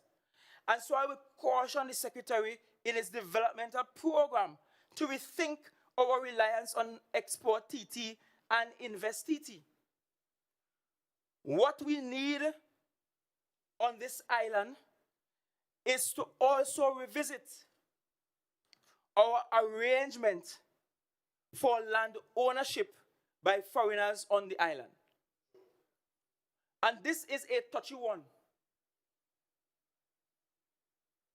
I can recall at one time there was a going song on this island, a going complaint that Germans buying out Tobago. I don't know if anybody did the research to show the numbers of Germans actually purchasing lands in Tobago. But the complaint was that foreigners buying out all of Tobago. And that might be partially true. And that might have accounted for the cost of land or the value of land and houses on the island to this day. But perhaps if one look at the data, one will find that the single largest consumer of Tobago lands outside of Tobagonians would be Trinidadians. And there's literally nothing we could do to stop Trinidadians from purchasing piece of land on the island of Tobago. Similarly, there's nothing that can stop Tobagonians from purchasing piece of land in Trinidad. And so I want us to revisit that. We're not revisiting that to make it a carte blanche kind of initiative that you could just come and do what you want. What we have to do is peg land purchases to the desirable outcomes we want for different areas on the island. So for example, when we look at Northeast Tobago into Eastern Tobago, if it is the goal is to secure the environment there, to have a World Heritage Site there, to do the Man and the Biosphere project there, then it means that if we are going to begin to allow foreign direct investments across the board, anywhere on the island, we need to say specifically what kinds of investments are allowed at different parts of the island, as opposed to a carte blanche kind of, no, you can't buy land here, no, you can't buy land there, and if you need to buy land, you need a license, and you have to go through this bureaucratic process to get it. The question is, how many FDIs have we had in tourism? How many foreigners have built a hotel here? And even the Sanders that we wanted, Sanders wasn't going and build it. His we money was going and spend for it. That was no foreign money. Was Trinidad and Tobago had to take money to build that at close to $1 billion. So where are the foreign direct investments? We have not, through policy, encouraged FDIs. And another area that has to be looked at if we have to drive the economy is the area of development banking and creative financing. The irony should not be lost on the people of Tobago that the Secretary of Finance sees it fit to get advice from the Development Bank of Jamaica, but does not see it fit to establish a national development bank with its headquarters in Tobago. That is a proposal that the Chief Secretary can go to the Prime Minister with. I mean, Section 31 of the THA Act requires that they meet frequently. Why can't we in Tobago have a national development bank that funds development projects across the country? And it's interesting because when I go back to Monday, June 25th, 2001, you see Hansa don't lie. Monday, 25th of June 2001, the then Chief Secretary, this is what he said. He said, I am especially pleased to announce in this house that another PNM election promise is being honored today to establish a Tobago Development Bank facility.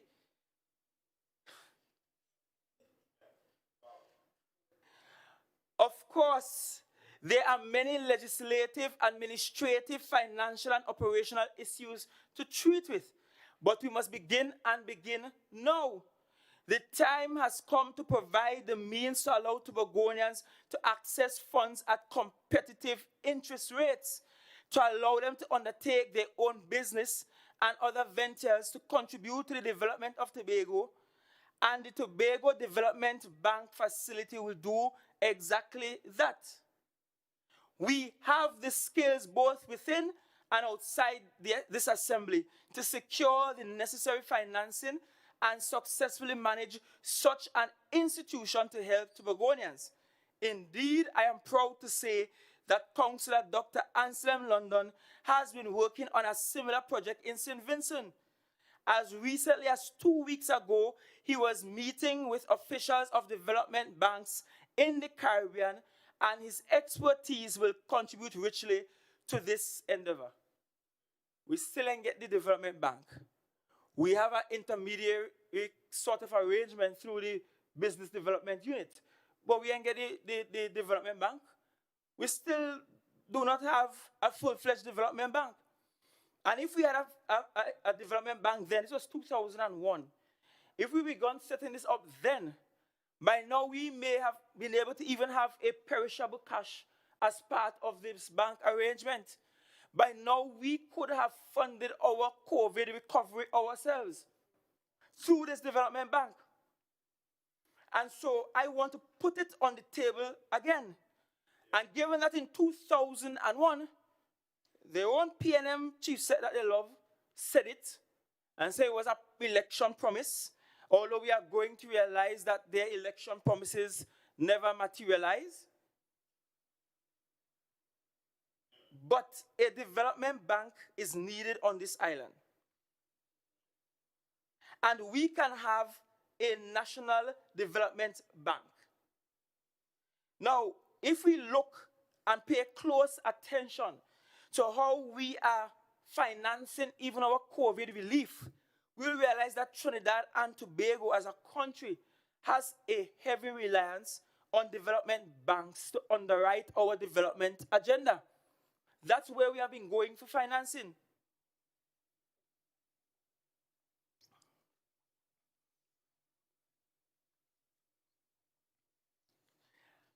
If it was not clear, already clear, the utility of development banking has become well established since the global financial crisis of 2008-2009. And post-COVID-19 financing reinforces it.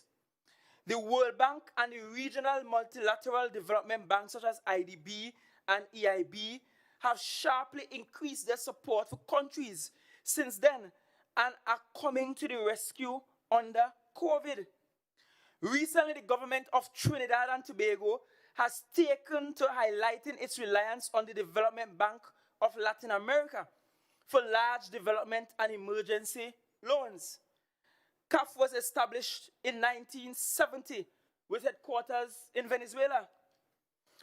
Under Chinese leadership, the Asian Infrastructure Investment Bank has been newly established in 2015 to finance large-scale infrastructure projects that support development in Asia.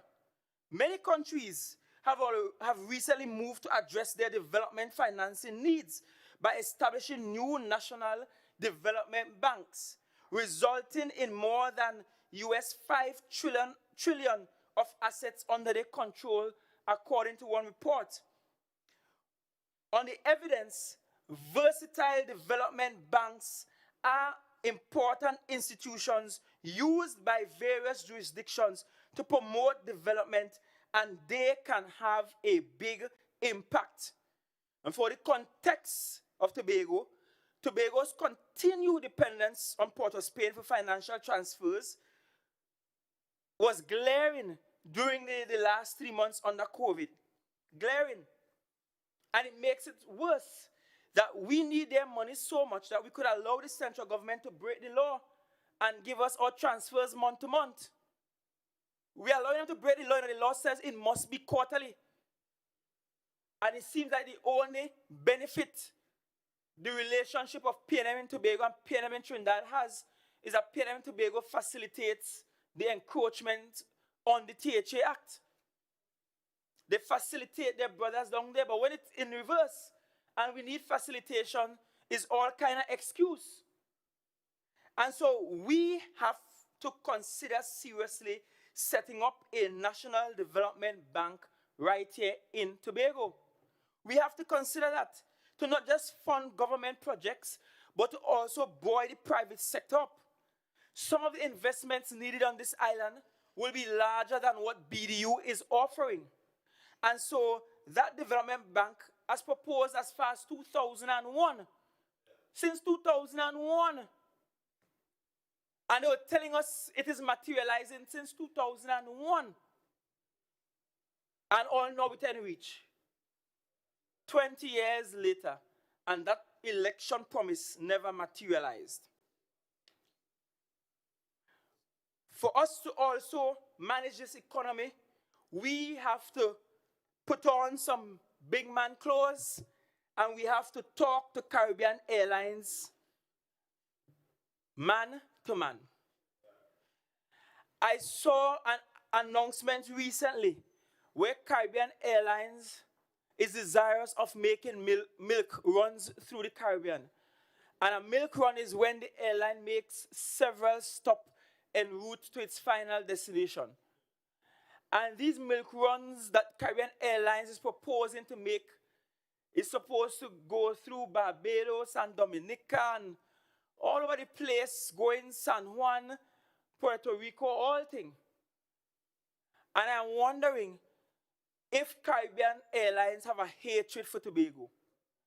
It's only when it comes to Tobago, you just hear them start to talk about the route and making money. But they're doing all sort of other stuff, except advancing the needs and the cause of our sectors here on the island. Yes. Our first line of solution shouldn't be BA or Virgin Atlantic. It should be Caribbean Airlines. That's the national carrier. It should have a responsibility to Tobagonians as it does to Trinidadians. And we always get punished. We are always the one to pay a fine. And they tell us that $50 is because we just abuse the system. But guess what? The system still ain't working properly. And Caribbean Airlines has been operating fraudulently because they have been canceling people's flights and then asking the same people to pay that $50 fine. That is fraud.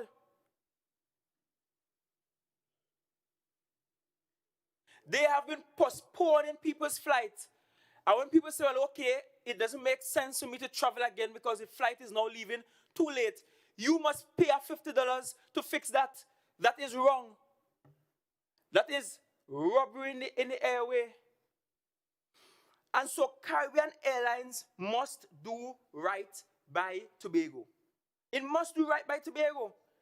And all of this speaks to why we need to press on with the issue of self-determination and budgetary allocations. We have to press on. If for nothing else, Tobago will never get a fair chance unless we treat with the issues surrounding our self-determination. Because it's obvious that in these things, Tobago will need the right to make law and to take necessary steps to achieve its own development. And this puts the autonomy at the center of Tobago's needs. It's at the epicenter of our development needs.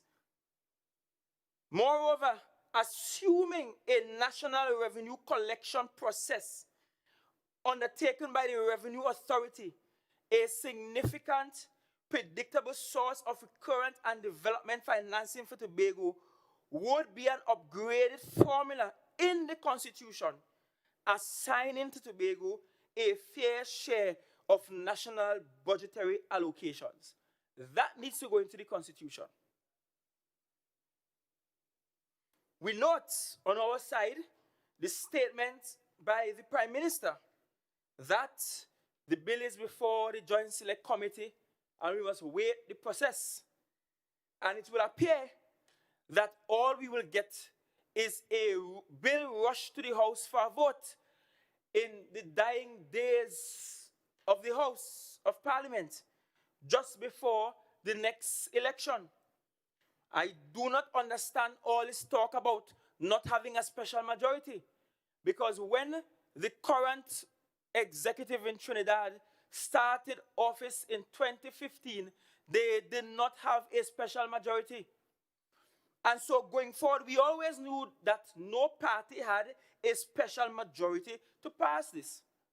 And that's why at the last motion, we said to our colleagues on the other side, come, let us together go and talk to both sides. Not to JSC now, not to a joint select committee of parliament, but talk to leadership on both sides as one team on this matter. Yes. That was rejected. That was rejected by those opposite. And it will appear as if somebody wants to play hanky-panky with Tobago's right to self-determination. But we will keep having these issues if it is, Madam Presiding Officer, we do not address the issue, the burning issue of our right to self-determination.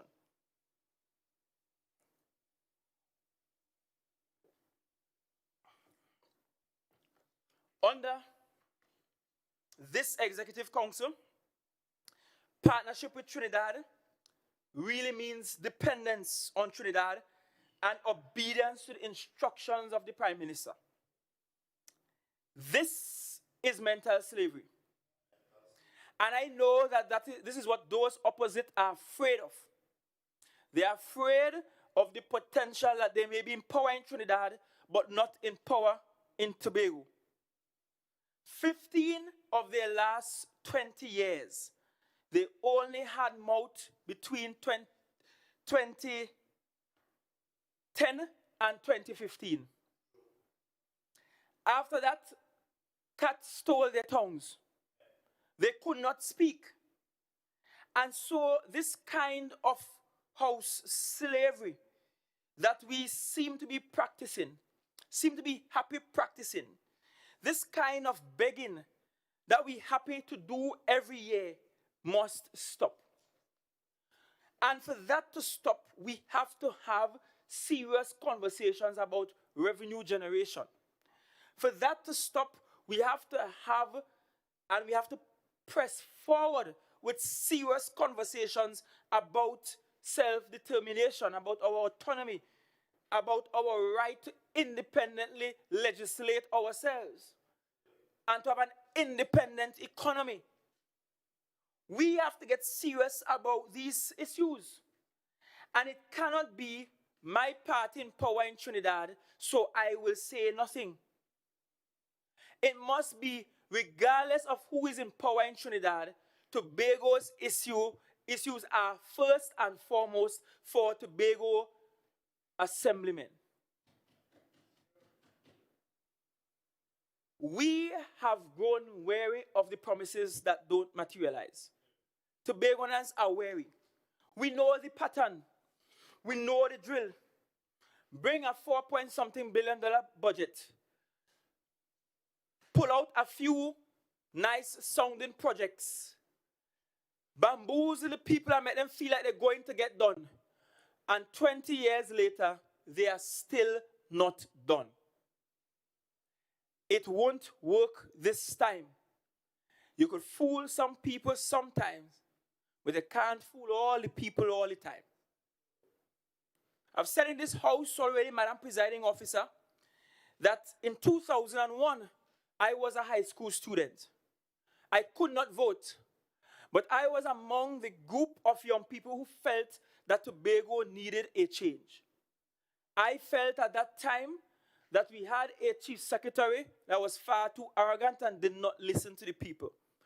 I felt at that time that too often my teachers had to protest for their salaries because they weren't getting paid on time. They weren't getting their increments. They weren't getting anything. I felt at that time that I was tired of missing classes, not because I was skipping classes, but because the Division of Education then wasn't sending the requisite number of teachers to the school. And so, like many young Tobagonians at that time, we felt, nah, this thing can't continue to work. We need a change. But it has been 20 years. It has been 20 years since. And I've seen promises given in 2001 not materialize until long after I leave university, such as the library, and financial complex, and cultural complex that we overspent on by gargantuan sums. And I'm wiser now. And I've gotten to understand the intricacies of the thing. And that's why I started preparation by looking at the budget presented by the then Chief Secretary, Mr. Ochoy Charles. And when I saw the budget, I had to ask myself if it's a high school he was planning to run. That had no money. He wasn't even asking for money in the billions yet. Fast track to 2020. And we have had many years of monies rolling in the billions, thanks to the DRC Commission, which was triggered by the then Chief Secretary, Mr. Charles, that he did not benefit from in terms of funding. And yet, even with more funding, we have not realized the majority of our aspirations. We have not. We have not realized them. We have far too many outstanding projects. We have spent 20 years and close to $40 billion. And can we truly say we have had value for money? No, we cannot.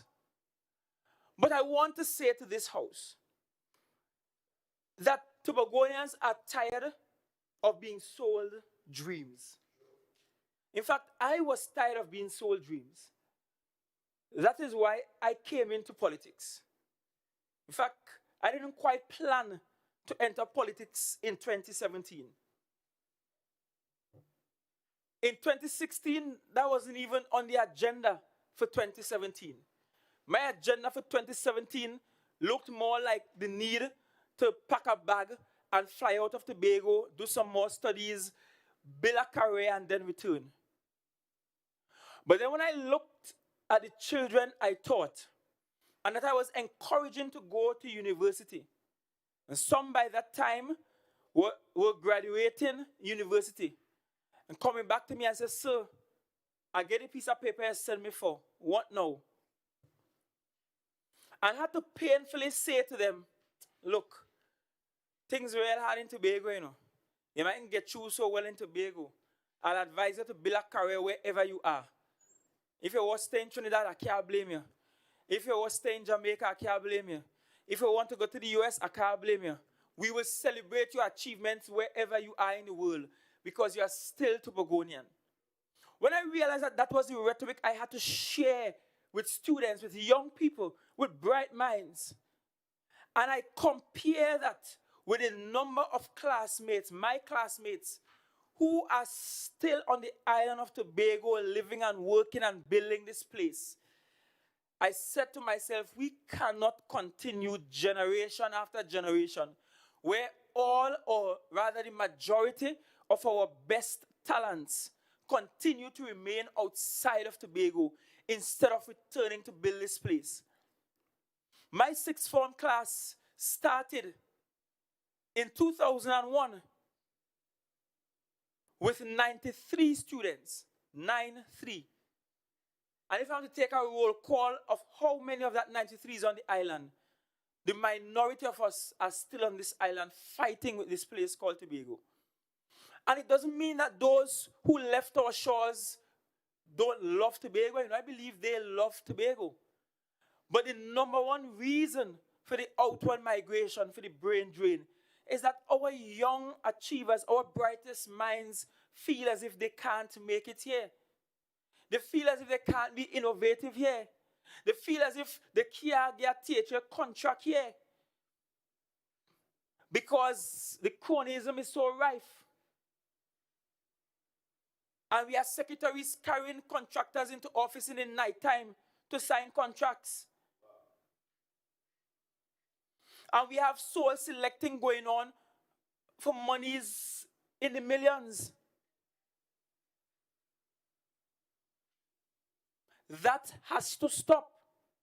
And we've seen that our living population, the population that lives on the island of Tobago, is almost stagnant. It's not that Tobago people stop make pitney. It's not we stop breed and make pitney. We're still making children. The problem is that the cream of our crop is often looking for opportunities elsewhere. And I'm not saying by any stretch of the imagination that we expect 100% of our brightest minds to remain in Tobago. Oh no, no society could develop like that. And no society could develop with only its people. Because we need to start to have a discussion about immigration and getting the brightest minds from elsewhere in the world to come here and live and work here. For donkey years, our people have been building other people's country. We could employ the brightest minds from around the world to build here too. That's an economic discussion that we must have. But the reality is we are chasing our own people away by the policies and actions of the last 20 years. We're chasing them away. And so, Madam Presiding Officer, our love for Tobago is unwavering. I believe sincerely all of us in this house loves Tobago. I will hope so at least. I will hope that although we have different ideas and different plans or different processes or different strategies, I will hope that we all love this island called Tobago and love it more than we love ourselves. I will really hope so. And I will hope our love for Tobago will see that we need to do the right things.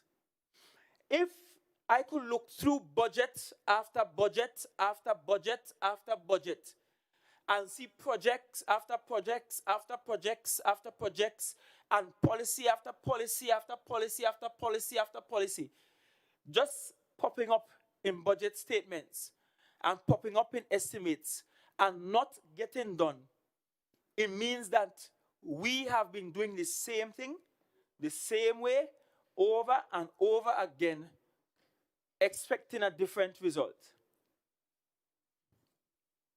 And Tobagoans are waking up to that reality, that they too have been doing the same thing over and over again.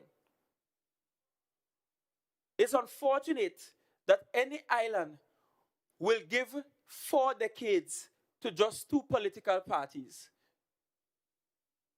and not even spell them one in, one out, but give 2 decades consecutively to each. That is a recipe for failure anywhere in the world. That's a recipe for failure anywhere in the world that has a democracy. And so,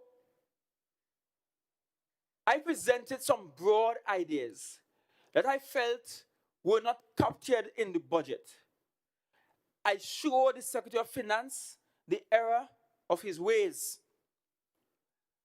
I showed how through his own numbers we have seen decline. And so he cannot boast of his 8 years as being successful. I have shown that Tobago needs to become more innovative. I've shown what we need to do in housing and in tourism.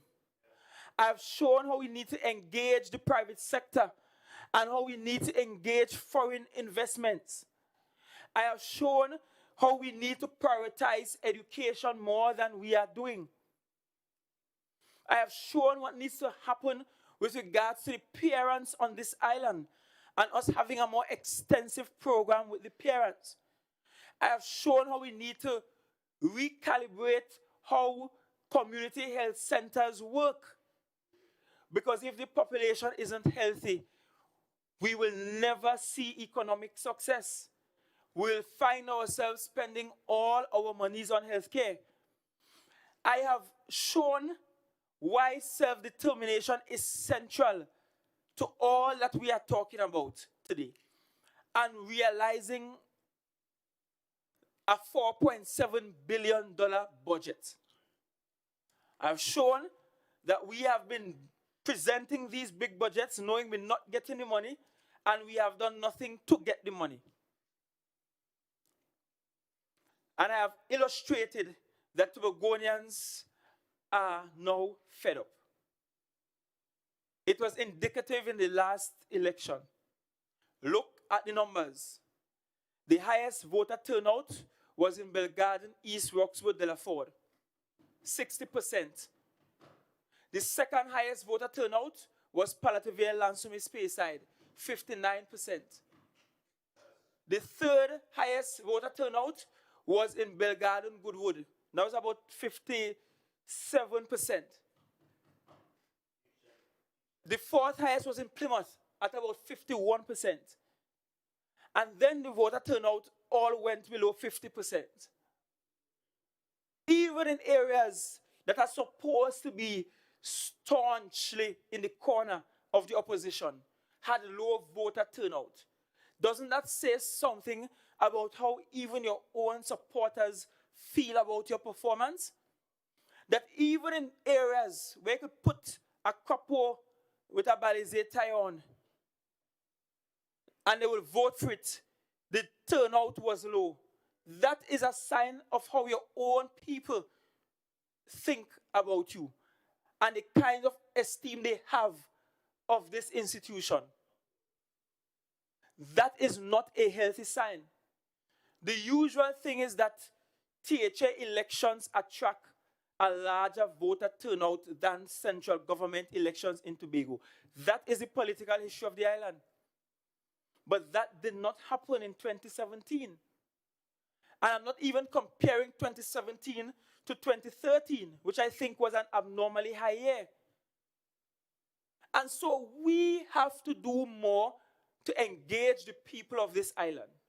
They are slowly but surely tuning out from this place.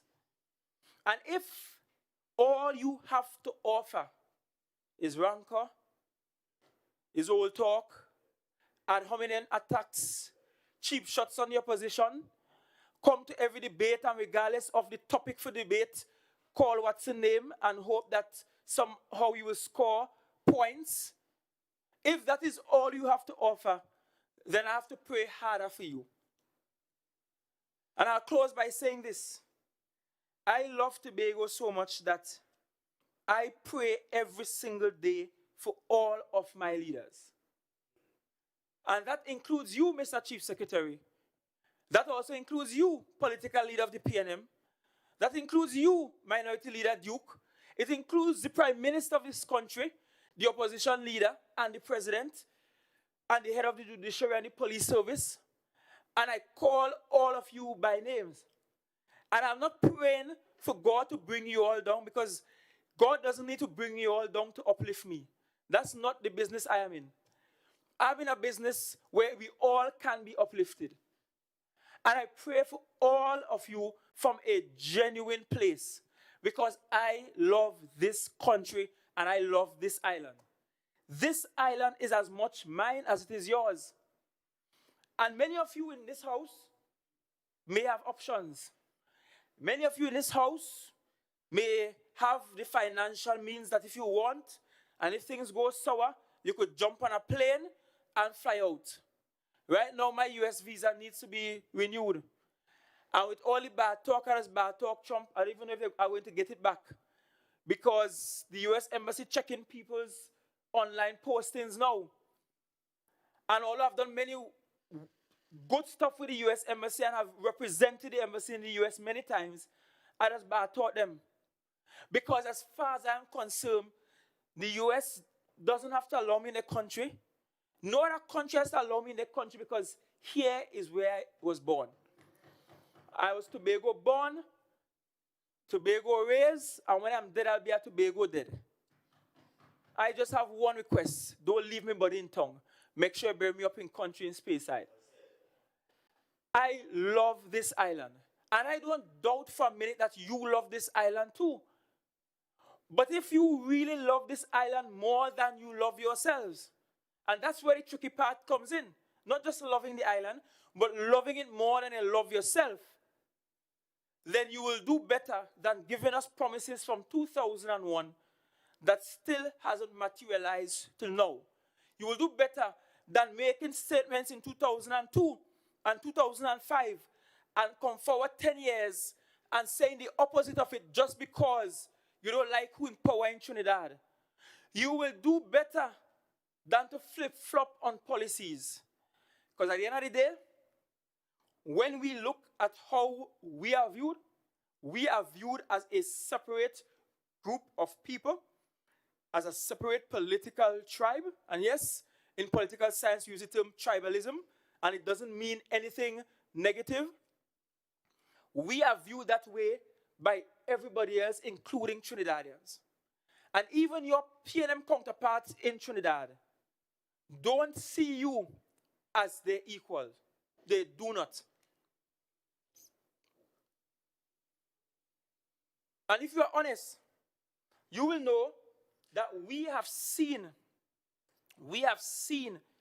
friends, family, foes from both sides of the divide in Trinidad mistreating Tobago, thinking ill about Tobago. Some think Tobago should never get more money than Chaguanas, or Cuba, or Sando, or Port of Spain. They think they have more people, so why are we getting all this money? They don't understand the cultural nuances. They don't understand the differences.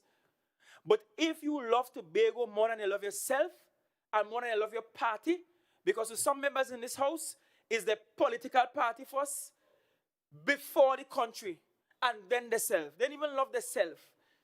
They love the political party above themselves and above the island of Tobago. If you love this place more than a political party and more than yourselves, then we have to do better than we are doing. We can't come every year with a $4-point-something billion budget, expecting half of that. Don't know where we're getting the rest of the money from. No properly projected growth rate, nothing. Seeing decline in the economy over the last 5 years or so, when everybody was already bouncing back from the global recession, and then just come and present that casually, lacklusterly, without even a zest, a humph. Tobagonians are watching, and they have grown weary. The last thing we want is for them to give up on this institution called the Tobago House of Assembly. If they give up on this experiment in self-determination, then we could end up losing the entire assembly and reverting to where we were. It will be a sad day if Tobagonians will ever get to that place where they prefer Trinidad colonial rule to their own rule in Tobago. Given the history of this island, given how much we fought against being pit with Trinidad. Sorry to use your name, Brother Pitt. Given how much we fought against that, we should never allow this house to get to the place where people stop loving this institution. And for that to happen, Madam Presiding Officer, we need to love Tobago more than just a sign, but we need to love Tobago more than ourselves and more than our political party. Thank you.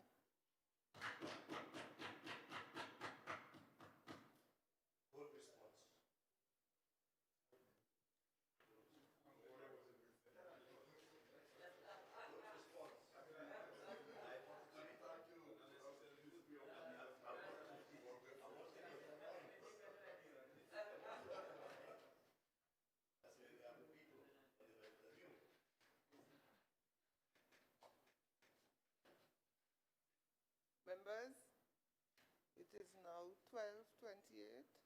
We break for lunch and return at 1:28.